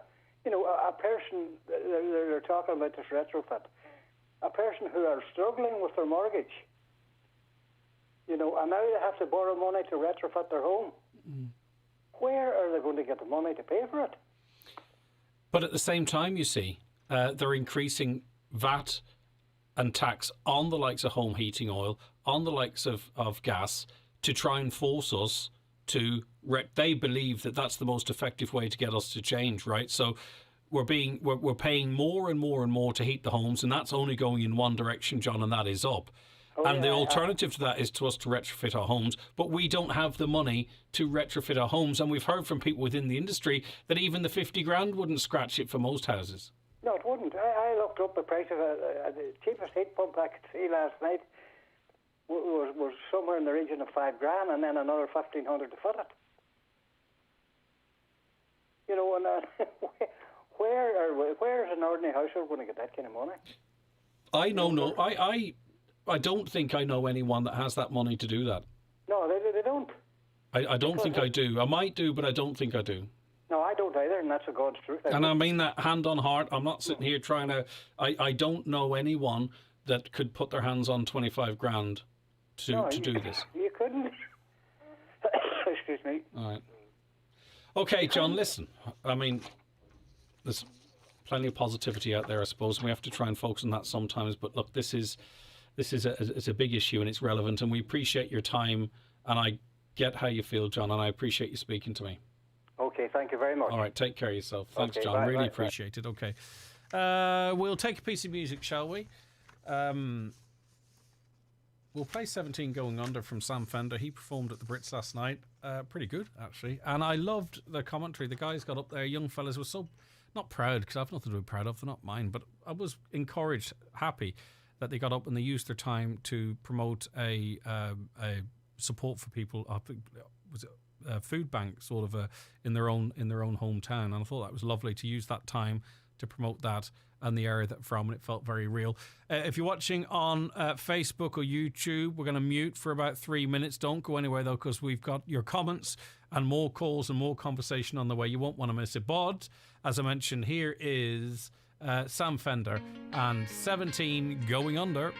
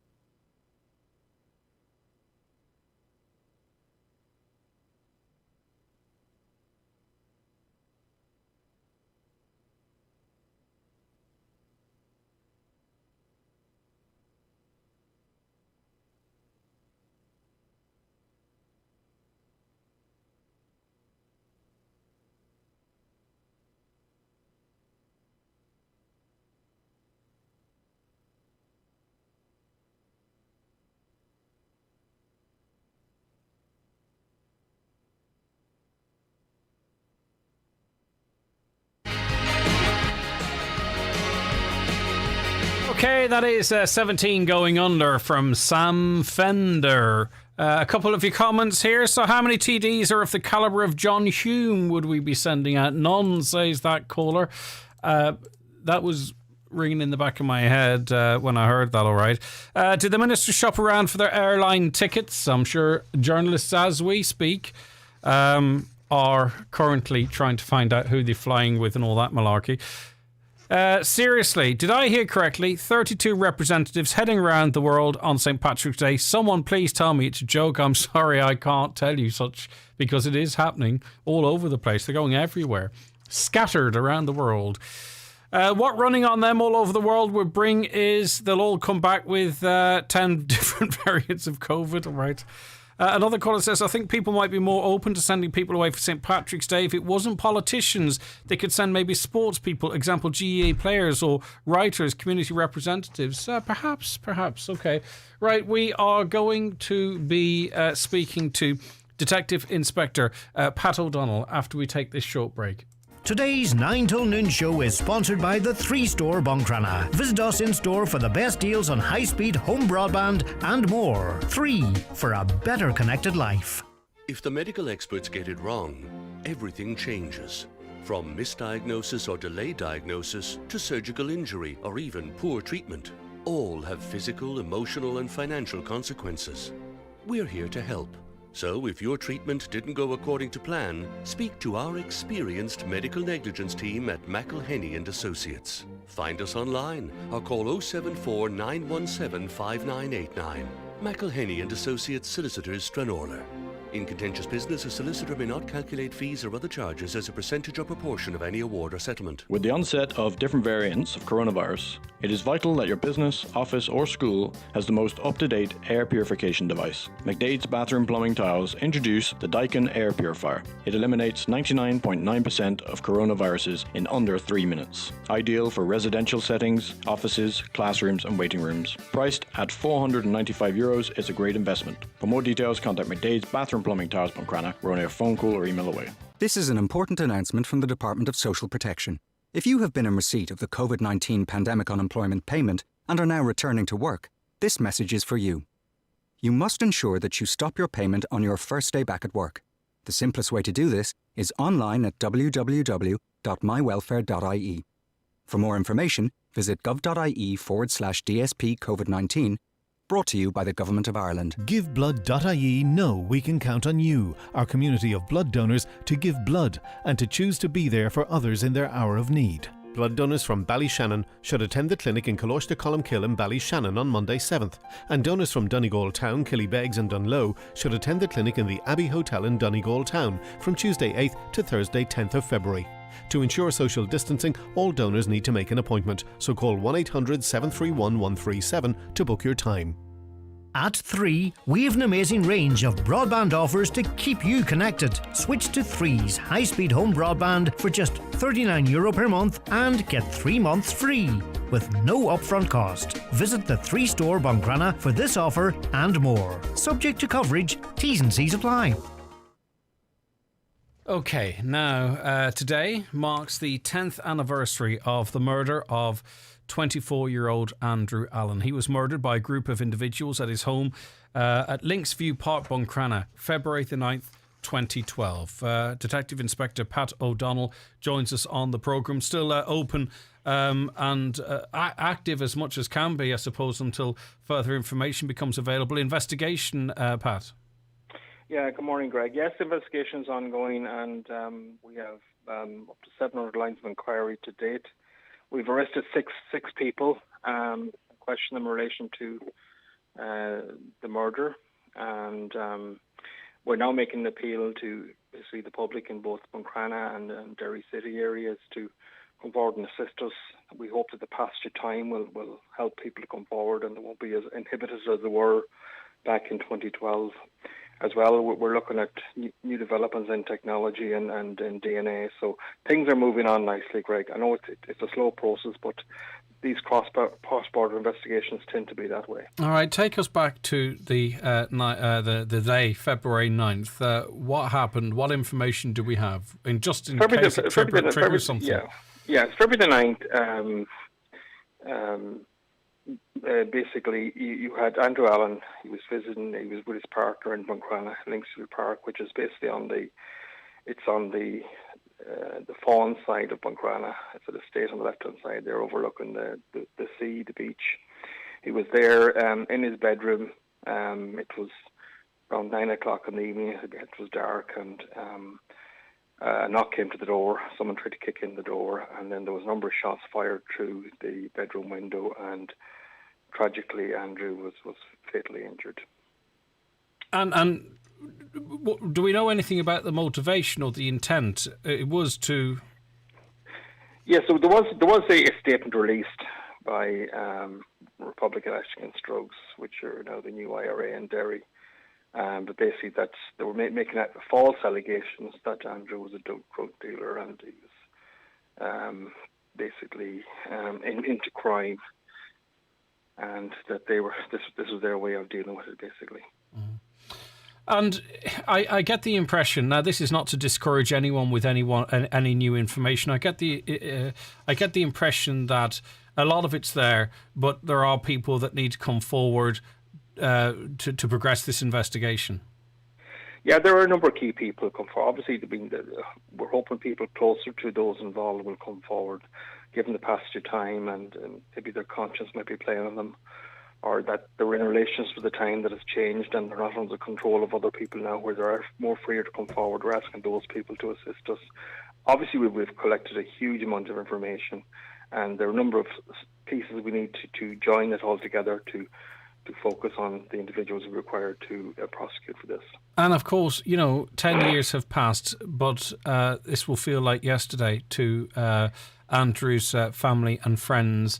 And they will be looking for this to be resolved, to be for those who are responsible to be found responsible. So maybe in some way they can progress forward. Yes, we continue to liaise with Andrew's family, and it is a very difficult time, the anniversary for them, and that has always been said to us by them. And Andrew's mother is still in a very bad way about the whole thing, and we're just hoping that some people who maybe know the family and know what happened will come forward, and any assistance they can give us will be appreciated. We're not going to judge people on what they tell us. We're appreciative of any assistance we get, and it'll be totally confidential. And if they wish to contact Buncrana Garda Station, the number there is 07493 20540. From the north, 003537493 20540. That Garda confidential line as well, 1800 666 1111. Or listen, anywhere contact anyone and pass on any information. And thank you, Greg, for your assistance in this case over the years. I mean, Highland Radio and other media outlets have assisted us in helping people to come forward, and it's a great benefit to the investigation. All right, well, we hope it progresses. Thank you very much indeed, Garda Detective Inspector Pat O'Donnell there. Today, the 10th anniversary of Andrew Allen in Buncrana, and you heard the appeal directly from the inspector there.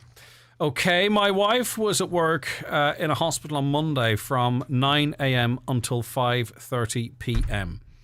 During that time, someone hit her car and drove off.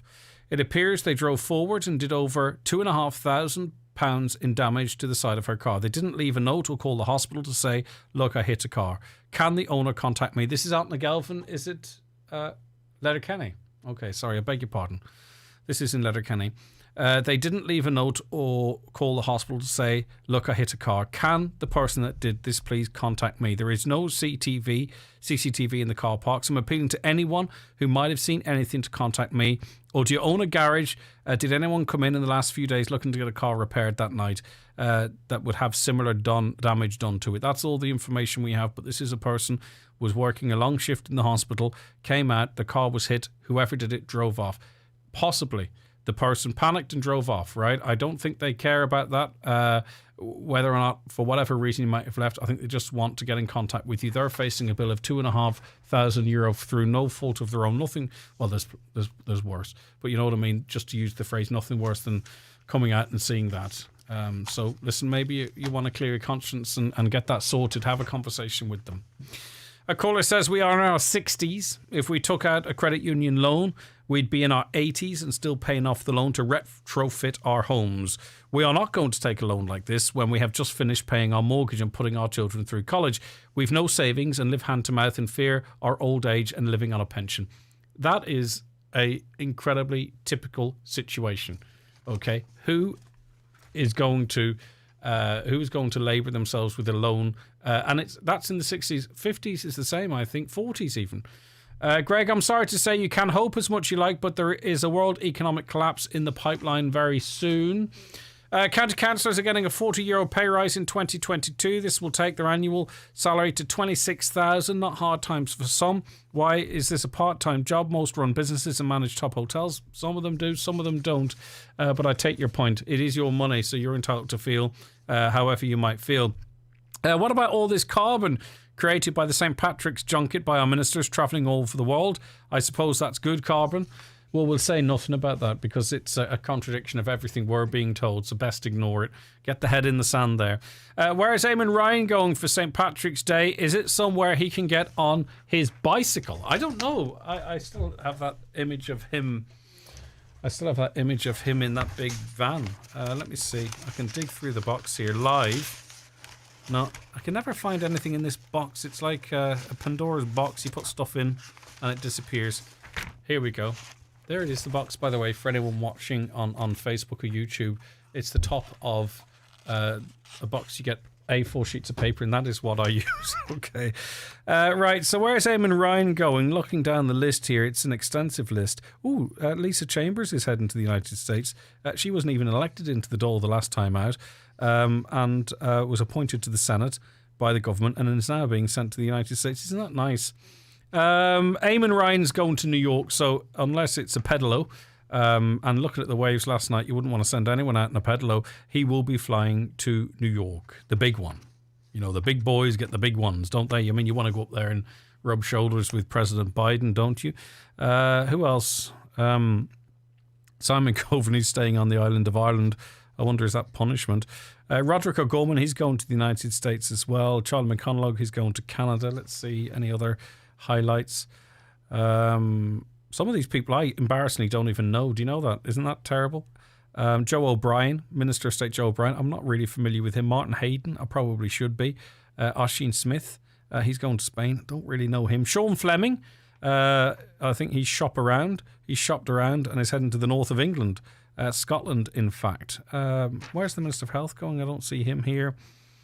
Stephen Donnelly's going to the United States as well. So all the big boys are going to the USA. All right, back with more shortly. Today's show is sponsored by the 3 Store Bungrana. Visit us in store for the best deals on high-speed home broadband and more. 3 for a better connected life. From Friday at Lidl, with a huge selection of glorious bouquets from just $9.99, 25% off our range of award-winning steaks, like 2 Irish Angus ribeye, now only $6.74, and 25% off award-winning Prosecco's, we're putting love on top of the menu. And what could be more romantic than that? Lidl, more for you this Valentine's. Enjoy alcohol responsibly. If you're buying new tyres, contact Auto Fast Fit in Letterkenny. Get great grip and great brands at prices to suit every budget. Tow bars also supplied and fitted for cars and commercial vehicles. Auto Fast Fit, Pierce Road, Letterkenny. Call 912-1174. Nenera and Charman are currently enrolling for 2022-2023 with childcare available from 9am till 2pm. Quality childcare offered through the medium of Irish in a fun, exciting, imaginative and safe environment. We're just 15 minutes from Letterkenny. Call Nenera and Charman on 086 867 0168 for more details. For confirmation and First Communion, see the great selection of suits, casual wear and footwear at Watson Menswear, Letterkenny. Top brands, including 1880 Club, Lyle & Scott, Farah and Diesel. Also, Tommy Bow footwear and all at great prices. Whatever the fit, whatever the style, confirmation and First Communions are covered. For less, at Watson Menswear. Open 7 days a week on Main Street, Letterkenny and at watsonmenswear.com. Also, great end of sale bargains still available. Highland Radio weather updates with Ireland West Airport. Ronaldo, De Bruyne, Cavani. You can now see both Manchester teams in action with Ryanair's twice weekly service to Manchester. Ireland West Airport. You're flying. All right, today, scattered showers with sunny spells. Showers will turn heavier through the day with the chance of isolated thunderstorms and hail later. Sleet is also possible on hills. A chilly day with highest temperatures 4 to 7 degrees. Now, we're heading into the last hour of the show. We've got loads of interesting stuff for you. Do not go anywhere because you'll only miss out. And hour 3 is the same as hour 2 and hour 1. Loads of information keeping you right across all the stories, both locally and nationally as well. You will not miss a thing. Good morning, Greg. How nice for these 32 ministers to be jetting off to far off places at the taxpayers' expense for St Patrick's Day, while the people they were elected to represent are wondering how they and their families will manage to make ends meet week to week. The cost of living is rising in this country. Do politicians have a conscience? My opinion is no, says Anne. And it's timing. It's reading the room. What's going on in this country? How do people feel? How would it play out if we all went away? Would that be good? Would that be bad? I don't know. Maybe they say it's the last sting of a dying wasp. I don't know. But people aren't happy. But if you think it's a good idea, please get in touch. I want to bring that balance there as well. Okay, it is 11 o'clock, so it's time for a news update. So we make our way over to Studio 2 to get a news update now from Michaela Clark. Good morning, Michaela. Thanks, Greg. Good morning. Unions are demanding pay increases of at least 5% for workers to offset the rising cost of living. The government is due to decide tomorrow on the measures it will take to tackle increasing prices. SIP2 is calling on ministers to protect low-paid workers who will be badly hit by higher living costs. The chairperson of the Donegal Green Party believes the new installation and retrofit scheme announced by government yesterday will be practical for homeowners and help in cutting the cost of home heating. Up to half the cost of a full retrofit will be covered in the Home Energy Upgrade Scheme, with 80% of some smaller projects, like attic insulation, to be paid out. Agriculture and Marine Minister Charlie McConlogue will travel to Canada on a St Patrick's Day visit. 32 ministers and junior ministers will be jetting off to destinations such as New Zealand, South America and the US this year after a hiatus caused by the COVID pandemic. A Donegal deputy is calling for a dull debate on the 2 recent police ombudsman's reports in the north. A new report from the police watchdog examined 8 attacks in South Belfast in which 11 people were killed and found evidence of collusive behaviour by police. It's the second damning report from the ombudsman following the publication of the Greenwich report last month. British MPs are warning delays at the border could increase if issues with post-Brexit checks on goods and vehicles aren't solved. A report by the UK's Public Accounts Committee says leaving the EU is so far only resulted in costs and delays for businesses. It's time to get back to face-to-face meetings at municipal district level. That's the view of Councillor John O'Donnell after the latest sitting of the Letterkenny Milford Municipal District was held online yesterday. Councillor O'Donnell says when dealing with projects, it's important for councillors to be around the table to be able to discuss the matters of the day. And it might not be the end of the road for Donegal Town St Patrick's Day parade. It was feared this year's parade may be cancelled after just 6 people turned up to a meeting on Monday evening to discuss plans for the celebrations to mark the occasion. However, a second meeting is now being held on Tuesday at 8 p.m. in the Central Hotel, Donegal Town. Those are the latest headlines. We'll be back with an update again at 12 noon.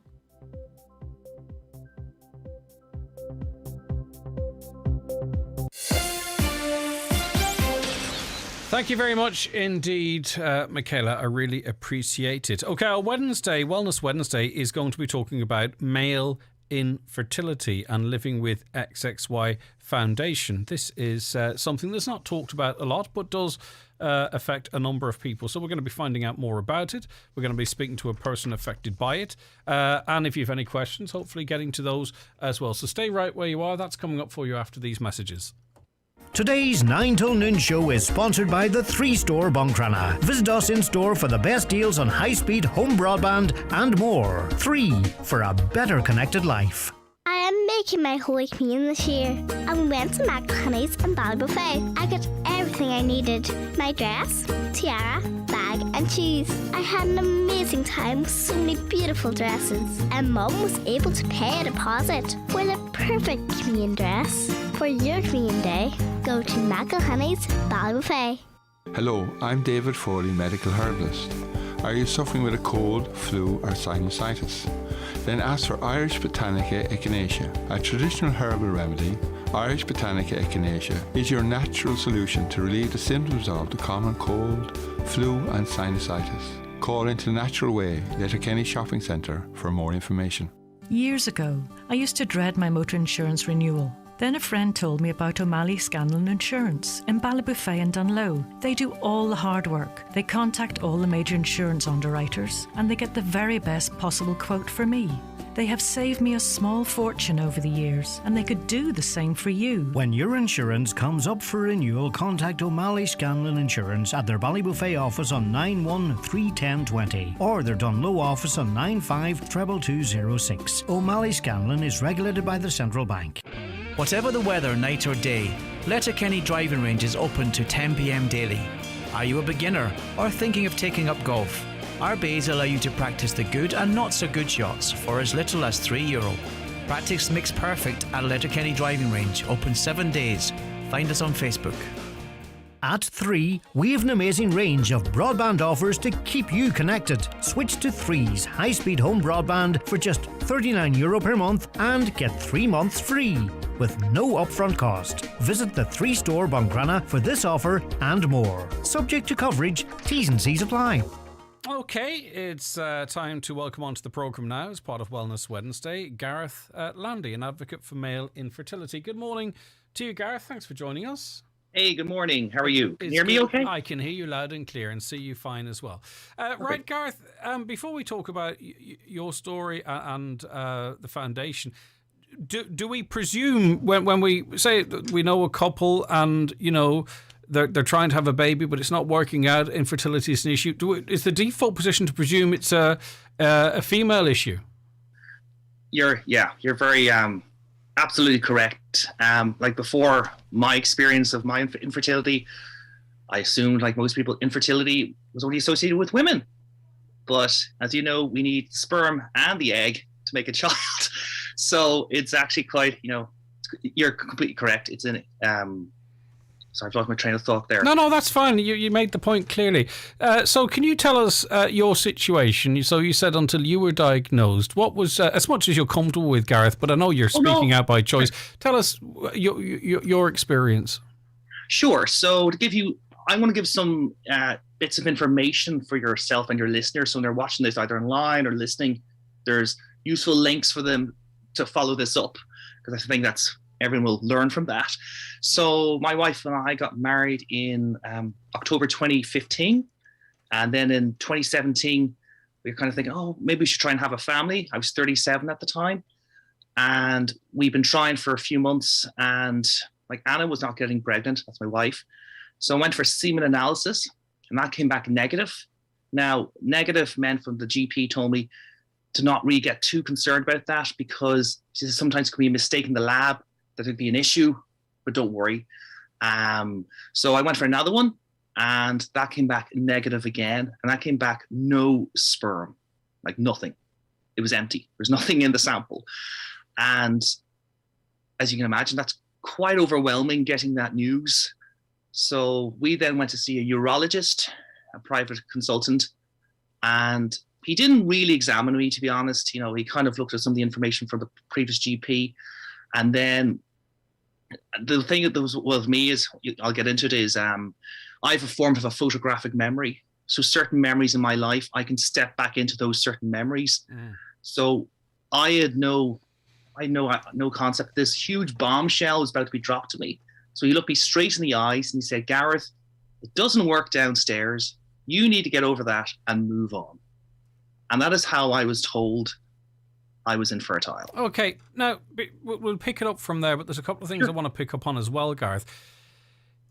Did you freely go to the GP? Do you think fellas might resist it and go, well, I'm not going to the GP. There's nothing wrong with me. It's not my problem, obviously. It has to. We'll go and get you checked out first, because it has to be you. And even if they come back and say, no, the female, it's not an issue there, the guy might still go, maybe there's a pride or something there. Do you think that's a problem? Not a problem, because it's personal. I'm not calling it a problem. It's everyone else's experience.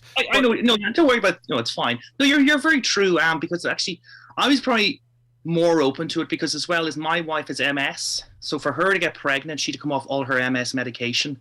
So it was imperative that, you know, I completely be on board with this, to not kind of be resistant and drag my feet, because then we're losing time and Anna being off her medication. I'd also gone through a lot of therapy for stuff in my life. I have a difficult, strained relationship with my family. I had rough years in my business, and I always found the therapy really helped my mindset, helped me to see another avenue. But I also had an undescended testicle as a child, and that was always kind of there in the background. And my actual doctor had said to me when the semen analysis came back, the second one negative, had I ever heard of a thing called Klinefelter syndrome, or XXY? And this is basically means that you have an extra X chromosome in your genetic makeup. So as whereas you are XY, and your colleague Caroline, she's XX, I am XXY. And I was like, no, I've never heard of that. Yeah, an extra X, that must be good. But obviously that wasn't the case. Yeah, so one of the knock-on effects is it affects your infertility, or affects your fertility, apologies. And so we went to see this guy, and he just dropped that huge bombshell on me. Yeah. Can I ask too, you mentioned your photographic memory, okay? I just thought it interesting you mentioned that. And the way that information was given to you, does that make it more traumatic for you? Because you talk about stepping in, and we talk about bedside manner. I imagine, from a, post-traumatic situation, is it amplified for you then because it is so vivid? Does that make sense? So, exactly. No, you've can you see me okay in the screen? Yeah, okay? I can. And stuff. Absolutely. Like, I actually remember where I was sitting in the room. I remember the light coming through, the actual temperature of the room, where he was. He had all these kind of little money trees in his office. There's bits of dust on it, all this kind of, really kind of intricate detail. And him sitting straight across and dropping it on me. And what happened at that stage, so for yourself and your sisters, when he delivered that news to me, I can't really call it, I completely retreated within myself, and my hearing went, and my heart kept beating really, really fast.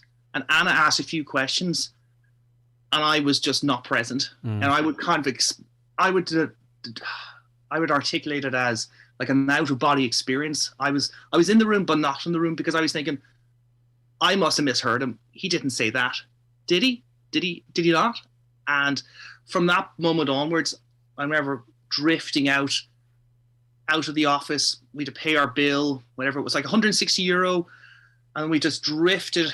My experience just felt like it was almost moonwalking forward, not backwards, out of the hospital. And then we got outside, and Anna and I completely broke down. It was so overwhelming, and this is one of the reasons why I've become, like, I've spoken on a lot of radio stations and stuff like this. I've become very empowered for this. Is that no one should be treated like that. No one should be told, like, anyone, if it's a man or a woman, no one should be actually told in such a horrible, blunt way. It's life changing, and words matter.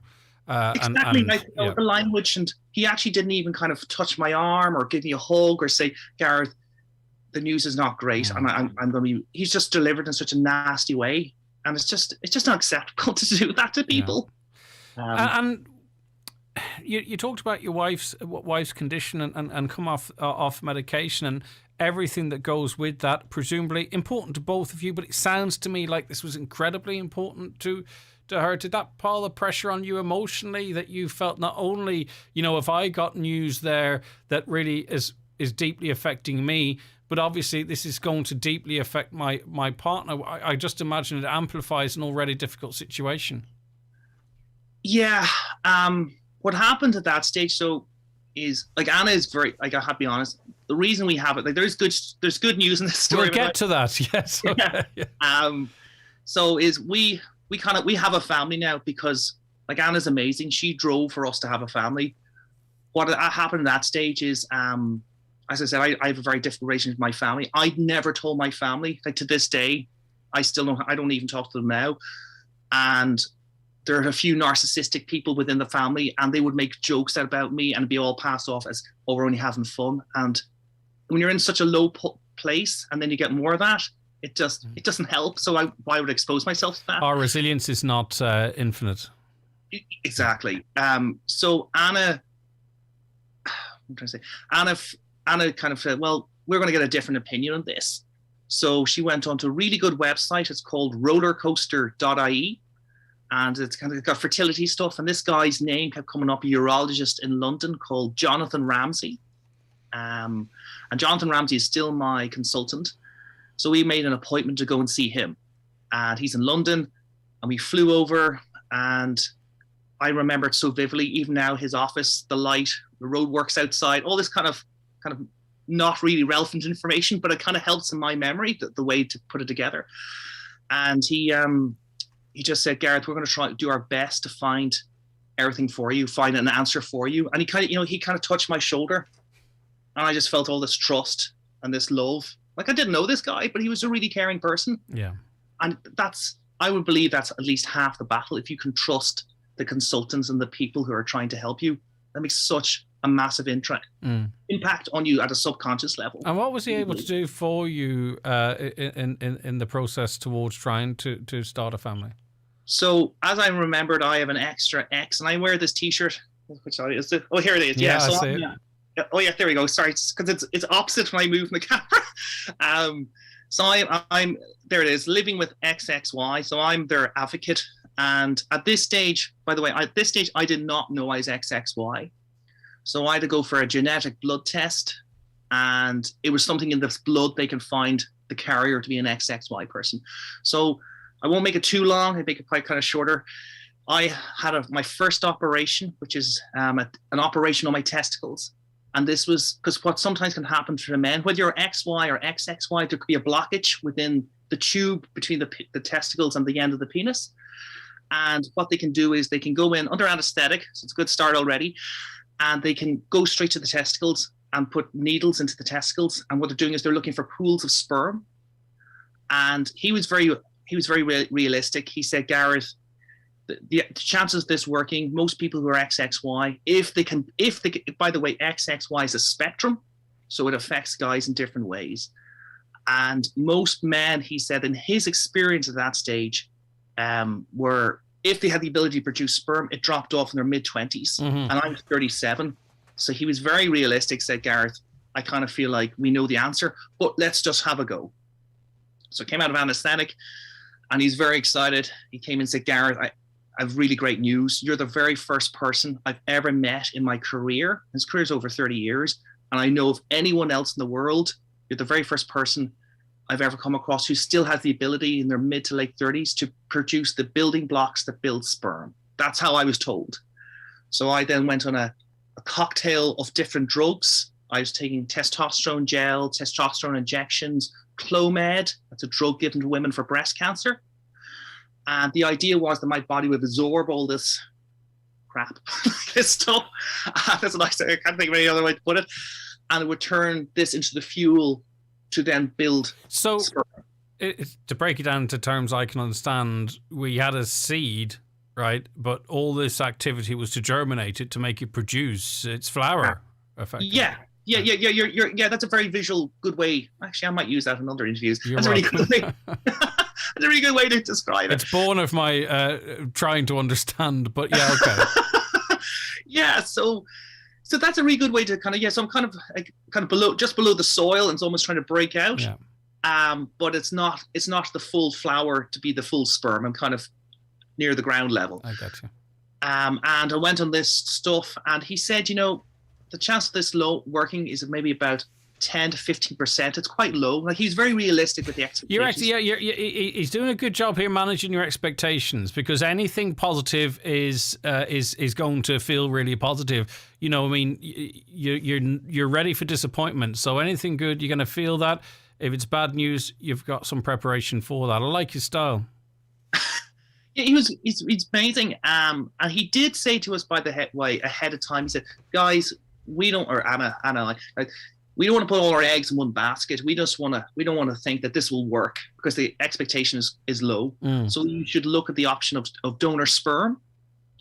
And I don't know if you've ever gone on, if you ever looked at a fertility website or anything like that. It's like going onto a car website. So say you wanted to buy, I don't know, a new Golf. like what color do you want it in, the alloys, all the rest of it. You can do that on fertility website. How does that make you feel, sort of shopping around like that? I don't mean that coarsely. Oh, no, this is what we're talking about. You're shopping around for sperm, effectively. Yes, yeah, you're shopping around for sperm, and it's completely overwhelming because you're actually quite in a low place as it is. And I was also like taking all these drugs and everything, that hoping that the option of the donor sperm as a backup wouldn't be needed, but at the same time, I didn't want to kind of not give it my proper focus. Because if option A didn't work, I don't mean in a very kind of flippant, cold way like that. That's the lived experience, though. It's like, let's hope this medical intervention works so we can use mine. But if it doesn't, we're going to go down the road of using a donor, and there's no way to sort of say that other than that's precisely what was happening. Exactly. Yeah. God, we've a lot in common here in our chats. And we So I was looking at these various sites, and when you go onto them, because of the way that's regulated and stuff like that, there's very little information. So there was a particular guy I remember, he was in the States. We know that he was in the States. And there was a photograph of him as a child. But you're trying to make this decision about potentially using that person's sperm. There's so little information. Like a photograph, like, you know what? But do you come to the point where that was okay? And I don't want to attribute any nasty emotions you never had, but you'd overcome, you know, I should be able to do this myself, or am I a failure, or, you know, and I'm not saying for a second any of that is true. I'm just trying to say, did you have those feelings, but had you overcome them, or part of, were you going, I'm Googling this stuff, but I should be fit to do this myself? Do you know, that sort of a way? Well, no, yeah, so there's keys kind of, emotions are kind of clashing. So I should say as well to you, thanks for helping me with it. It's really good. So Anna and I started going to these really good support groups. There's a very good support group in Ireland called the Ncbi, which is the National Infertility Support and Information Group. It's a very long title, but this is before COVID, by the way. So we used to kind of form a group, and people would say, hi, I'm Gareth. We're doing this. I need to meet another couple.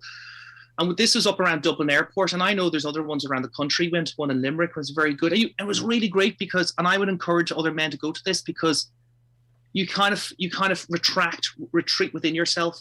Like I did no relationship with my family, so I didn't tell them. I told a few friends, but none of my friends had the fertility issues I was experiencing.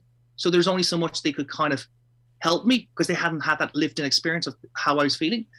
But if you go to these meetings, it's amazing. It's so, I wouldn't say it's liberating to a point, because you realize, Jesus, I'm not the only one. There are other people, there are other couples who are in the same boat as me. Yeah, and it's really uplifting. It's hugely important. So at the same time you're perusing the sperm showrooms, okay, and you're waiting for news back of these, I suppose it's therapies, the testosterone and the creams and the whatever it else might be. So what then was the next you heard from your doctors as it relates to the potential success of the medications? So in amongst this all, with the stress going on in my life, I end up having my appendix out in the middle of it all. Of course. 8 days in hospital, great crack. And that then pushed the second operation. Second operation is called a micro-TESE. That's micro and then hyphen TESE. And it's I can't remember the title, but if people Google it, they will find it. And that was to kind of largely repeat what the first operation was. And at that stage, like when I came out of anesthetic, they kind of knew that basically my ability at that stage had actually diminished. I could no longer produce sperm. That had gone for whatever reason. But I remember now, like I was very upset at the time, and I remember the clock on the wall, and I could see the clock still moving around, but I could see the clock where it stopped when they told me the news. This kind of very vivid stuff. It was a timestamp. It was one of your life timestamps then. Yeah. Like I was in the room and Anna was beside me and she gave me a hug, and I was really upset, but I was at the same time going, well, I'm glad now I have an answer to this. Yeah. You know, we know where to go to next, because that avenue is not an avenue of success. So now we can concentrate our mental resources on where we can go. Yeah. And what I would say to men as well as they're looking at this is, like, we tried everything. Like I went for 2 operations. Well, I had my other operation that was connected to the stress. I had injections. I'm really bad with needles. Like I could get blood tests all the time. Like we gave it everything and it didn't work. And it was kind of a form of closure for me. because I had done everything I could. And for me, it wasn't an option, but that's okay now. Now I can look back. So we switched to do the donor sperm. We got our donor. I'm going to give out her name. She's a very good embryologist. Her name is Erica Foster, and she works with Jonathan Ramsey. And we talked to her because when I was going through all these fertility websites, they're completely overwhelming and you've so little information. So we asked Jonathan, and he said, I have a very good colleague, Erica. And Erica looked at my LinkedIn profile. I have a photograph of my LinkedIn profile. And she said, this is on the phone. I think I have a match for you guys. I have a guy that looks really like Gareth. Wow. Yeah, that's hands-on. That's brilliant, isn't it? So we know he's from Germany. He's a bit taller than me. I'm 6'3". He's 6'5". I think he's green eyes. And that's really about all the information. And we kind of, a lot of these, and he only wanted to give his sperm to 3 families. So his sperm was actually a bit more expensive. But and where are you at in that process now?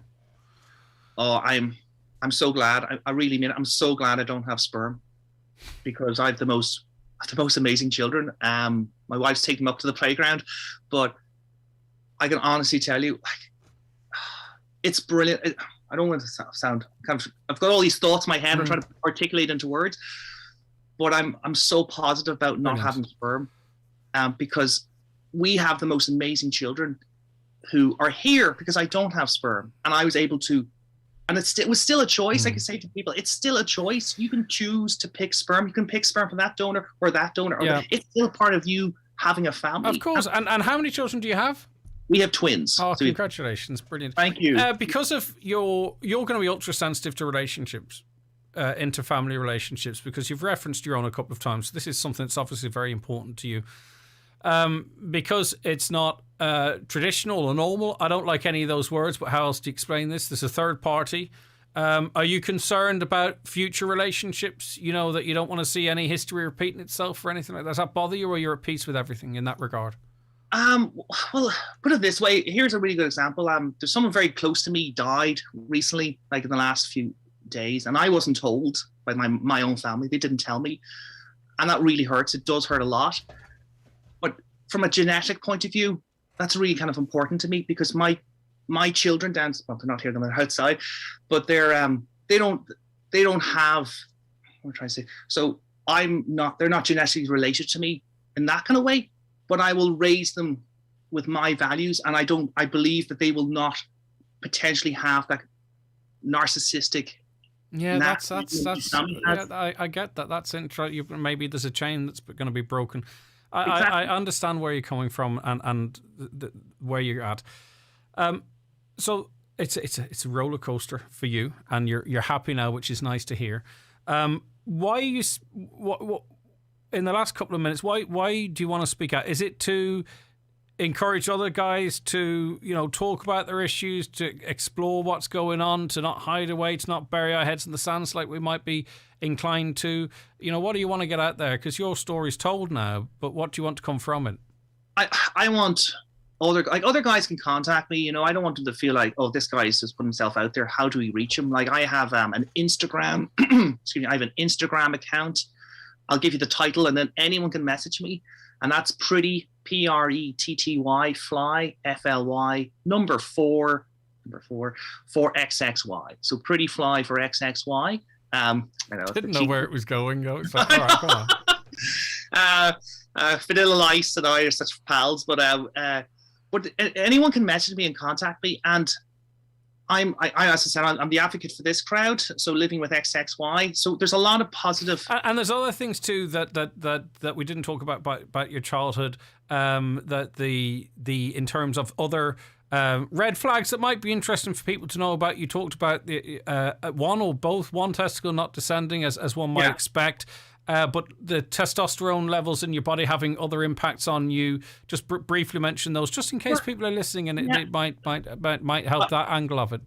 Of course. So I'll just give you some very important, quick information. There's a scale in Ireland, UK that people use for your testosterone level, and it's between 0 to 30, and your natural testosterone level will be around between 19 and 24. My natural testosterone level before my first operation was 11 to 13.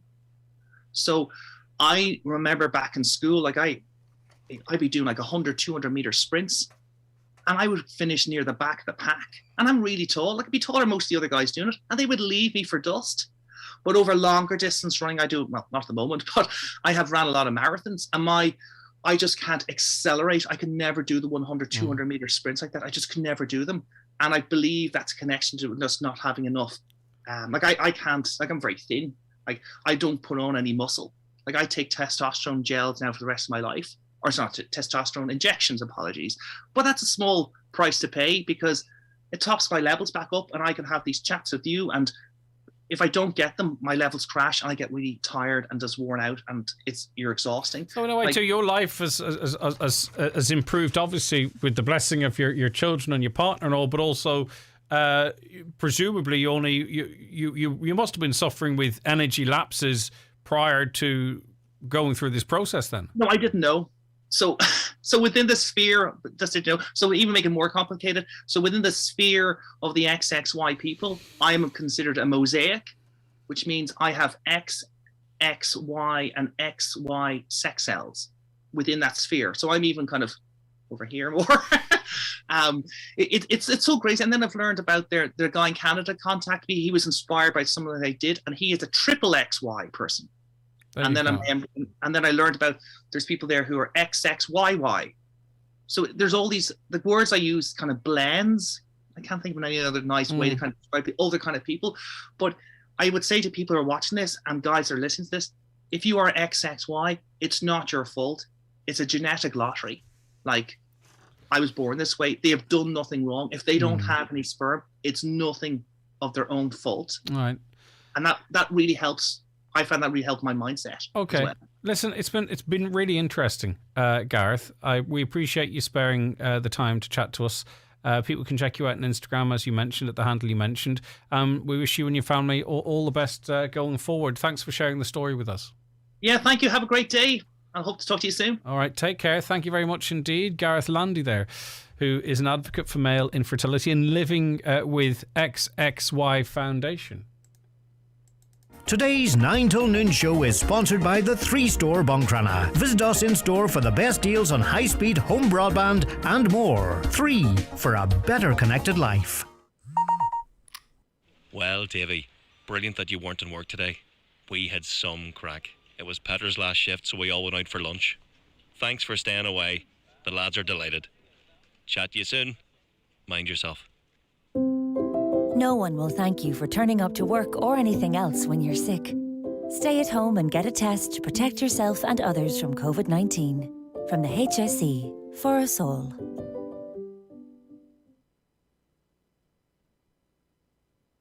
Need a new part for your Ford car or van? Why not call to OMS Auto Parts in Buncrana? With a massive stock of Ford parts, you're sure to get the part you need. Free next day delivery on orders over €50. Call 074 9361924 or shop online at omsautoparts.ie.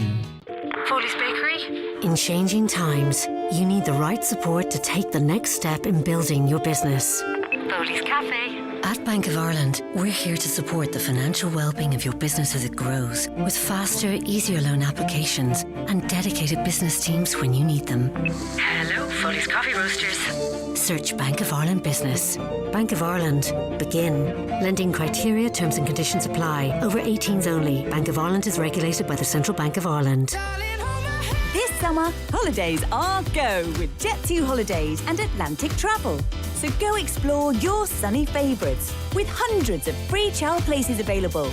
Ask the experts at Atlantic Travel about your next Jet2 holiday by calling 074 912 6193. And book now with just a £60 deposit per person. Jet2 Holidays. Package holidays you can trust. Subject to availability and conditions.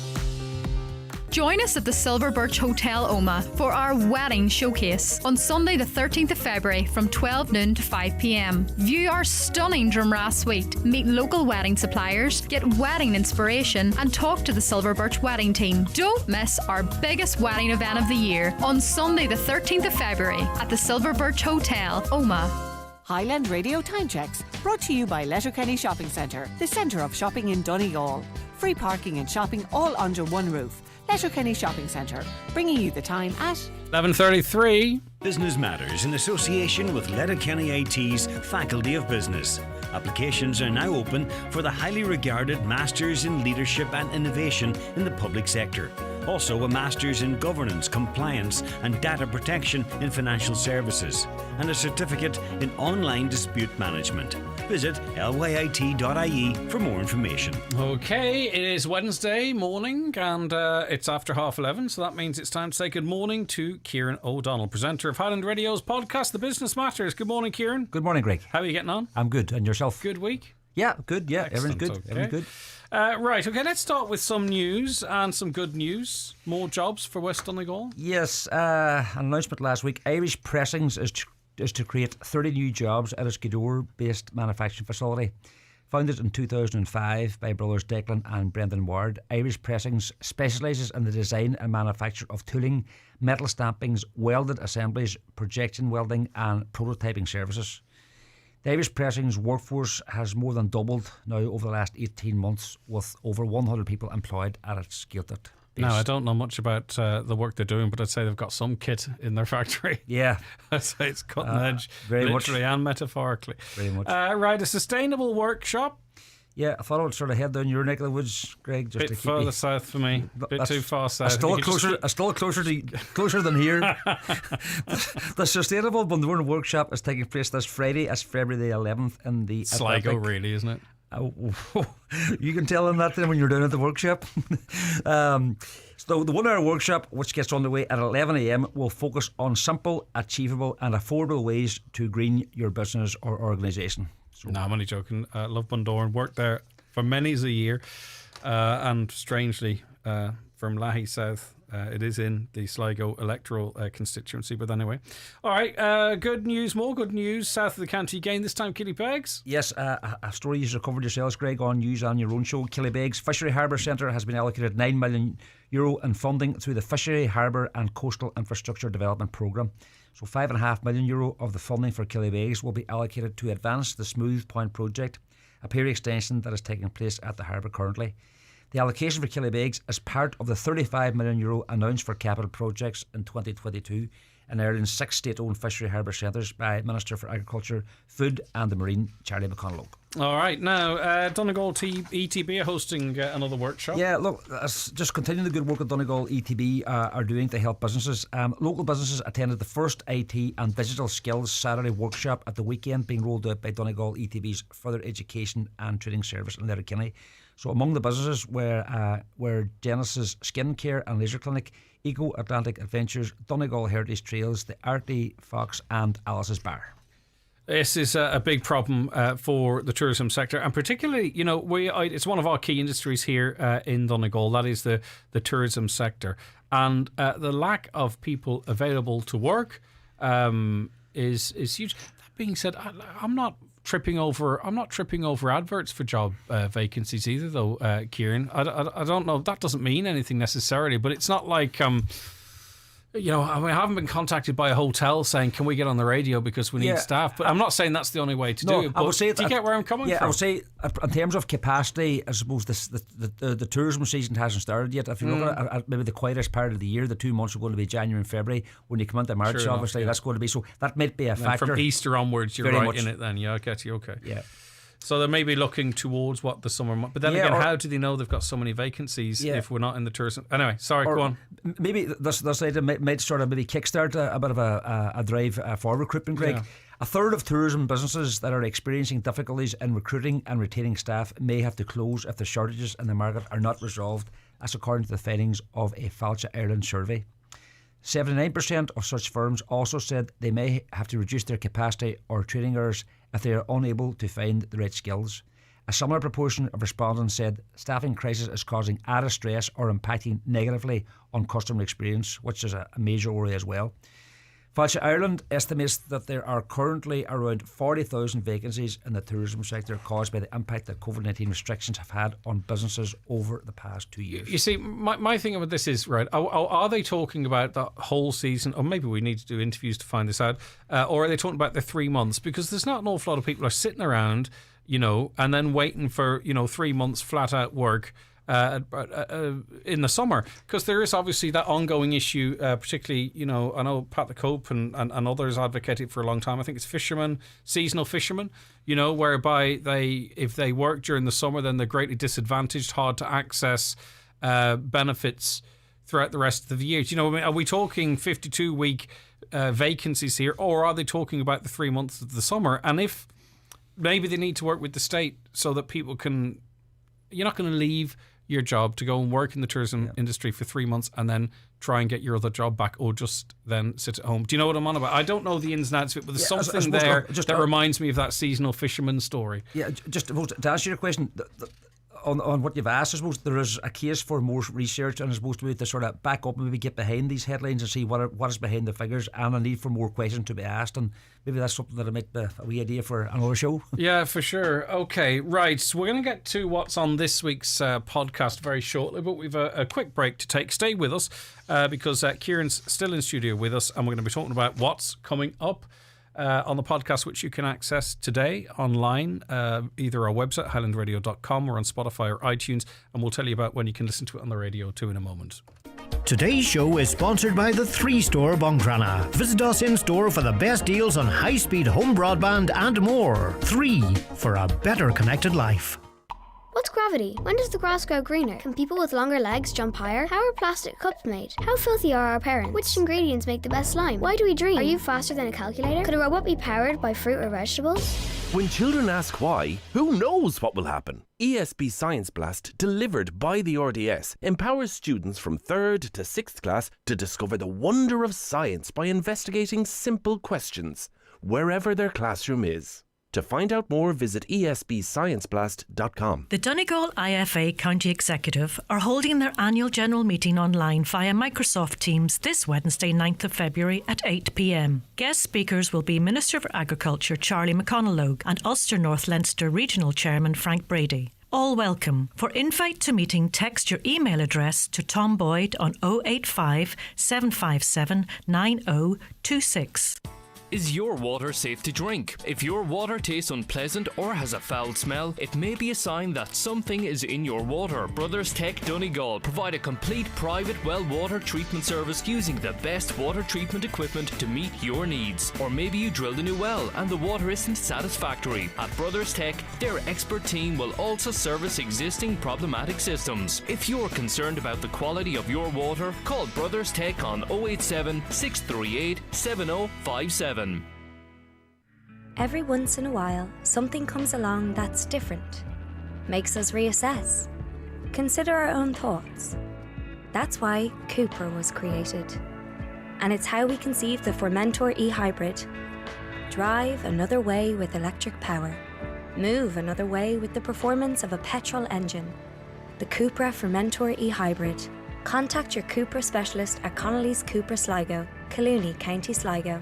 Search Cupra. At 3, we have an amazing range of broadband offers to keep you connected. Switch to 3's high-speed home broadband for just €39 per month and get 3 months free with no upfront cost. Visit the 3 Store Buncrana for this offer and more. Subject to coverage, T's and C's apply.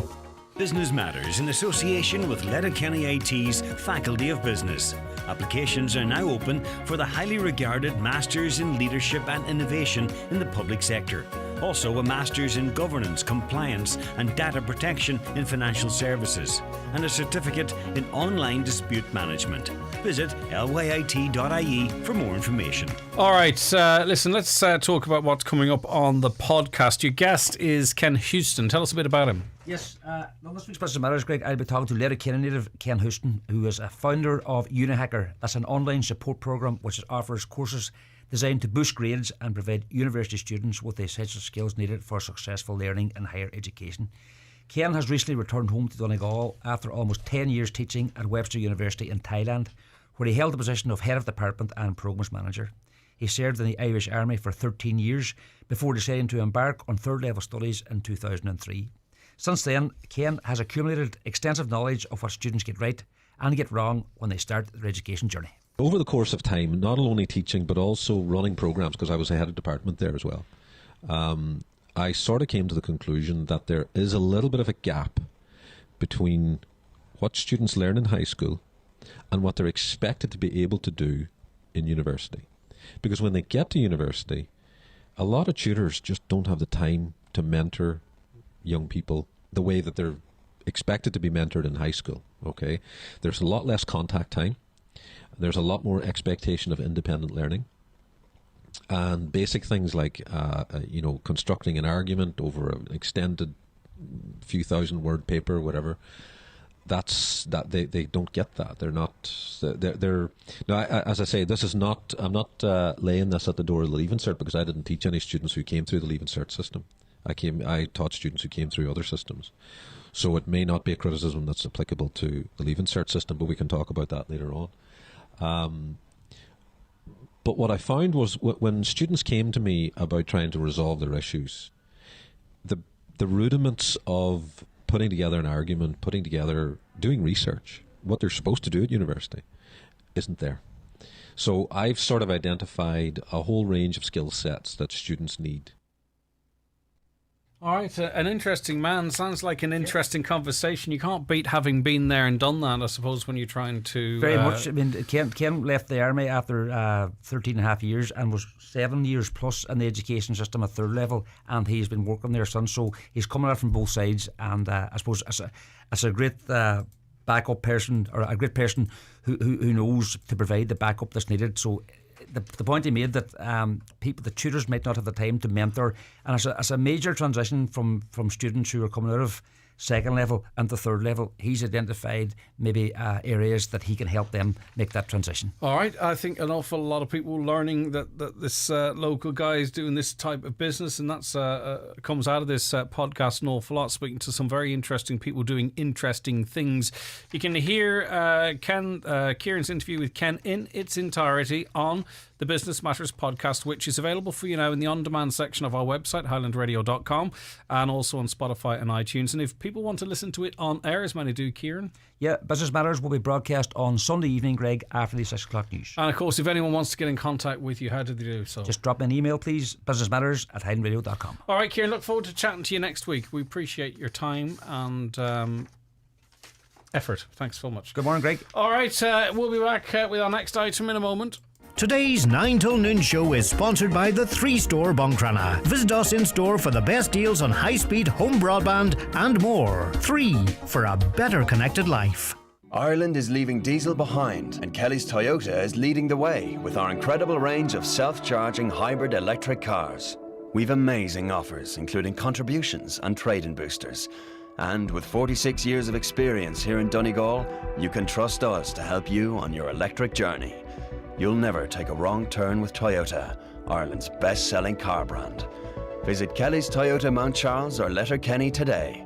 Toyota, built for a better world. Terms and conditions apply. For great fuel deals, contact Gortley Sales and Hire. Large sacks and trailer loads of logs. Also briquettes, coal, kindling and gas with free delivery locally. Contact Gortley Sales and Hire in Letterkenny on 9126276.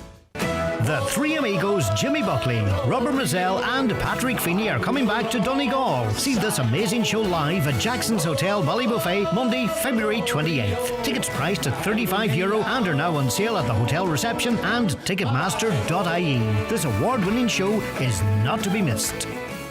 Nutrius XL Yo with Lamb and Nutrius Yo with Lamb Crunch are both formulated to ensure a vigorous lamb and excellent milk yield. Avail of our lambing season offer: 25 kg bags, buy 10 get 1 free, and €10 off per tonne in bulk. Available at your local Homeland store. Offer until March 31st. Visit nutrius.ie for full nutritional information. Start the new year by treating yourself and availing of the best finance offer available. Driving away in your new car has become even more affordable with 0% finance now available on the all-new Kia Sportage and Kia Ceed range. Call us today to book your test drive on 074 91 345 67 or visit imotors.ie. Highland Radio weather updates with Ireland West Airport. Discover Edinburgh this summer with Ryanair's 3 times weekly service. Stunning architecture, endless winding streets and an awe-inspiring castle. Ireland West Airport. You're flying. All right, CEO. So today, as I mentioned earlier, scattered showers with sunny spells. Showers will turn heavier through the day with the chance of isolated thunderstorms and hail later. Sleet is also possible on hills. You know the hills where it's likely to fall. A chilly day with highest temperatures of 4 to 7 degrees in fresh southwest winds, and those winds strong and gusty near coasts. And talking about heating and the cost of heating, cold tonight with scattered showers. Some heavy with hail mixed with clear spells. Isolated thunderstorms are possible too. Temperatures -1 to +2 degrees. I thank you for keeping us so busy with your texts and calls and comments. It never ceases to amaze me that people are listening and enjoy the programme and text in and get involved in the conversation. It is really very much appreciated. We have a stack full today, and I'm going to get to some of them before the end of the show, but I'm not going to get to all of them. So if you took the time, please listen tomorrow, because I'm going to go through them again. The issues are still there. They're still important, and your views are important. Right, okay. Now, I've do a lot of interviews about, the electric car infrastructure, and we're going to be coming into the summer season shortly, and we'll be contacted perhaps by people who are trying to travel around Ireland or the Wild Atlantic Way in their EV, their electric vehicle, or their hybrid, because, you want to keep that battery charged to take the pressure off the petrol fuel tank, and they'll either not be there, they will not be working, there'll be some person parked in there because it's handy parking for whatever reason. And it's nearly 2030, right? We're supposed to be all driving electric cars by the shouting by 2030. Where is the bloody infrastructure? Councillor Michael McClafferty joins us. Good morning. Good morning, Greg. How's things? I'm all right. How are you? Bit crabbed. I'm a bit crabbed today. Are you feeling all right? Yeah, fine, thanks. Yeah. All right, good stuff. Right, okay, you raised this issue at, was it the full council meeting? It was, I'm not sure you got to it, but you asked the question. It wasn't a motion. And you know what? You get a ton of information from these questions. So your question was, what steps are the council taking to roll out fast-charging EV car points in towns and villages across Donegal? What did they say to you? The way what things are at the minute, there's no plans at the minute, because they're waiting on the government to roll it out. See what they're going to, and they're egging them. Specifically, I asked because we have a new car park at the minute down in Pane, just almost completed there at the minute there. It is completed more or less as we speak, apart from getting open and that and the final finishing touches over the next few weeks. But we have the Donegal County Council put in infrastructure there. They left provision for a charging point. Now, bear in mind, I'd asked about this charging point years ago when I heard tell us this car park went up years before it got into the council at all. Wasn't even on the horizon at the time, to be fair. And as the car park went on, it was there, and I asked about it then. But there's no charging point coming there at the moment. So the reply I got back then was I asked about all the towns and villages in Donegal was the main approach that I took then. And just at the moment, they're waiting to see what's going to happen, because there's a huge cost involved here getting these charging points installed.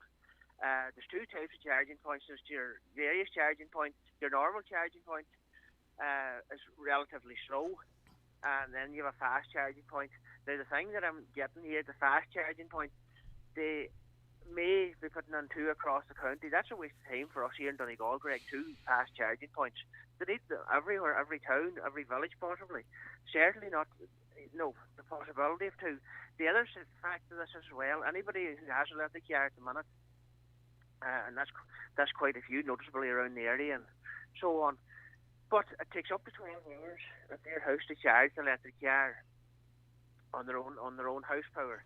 The other thing is as well, when you're getting an electric car, there's a certain specific charging point you need to get as well at your house, and that costs in the region of $1,500 to get that.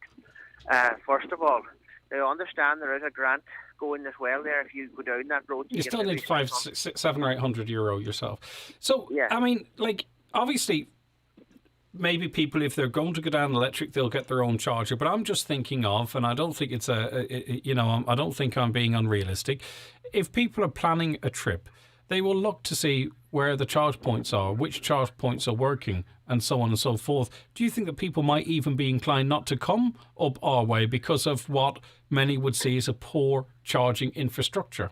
They'll have no choice, Greg, but not to come our way, because they won't be able to charge the vehicles possibly, unless they go to.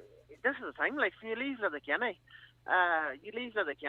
the next one then is well, okay, there's a charging point in the car parking for Cara.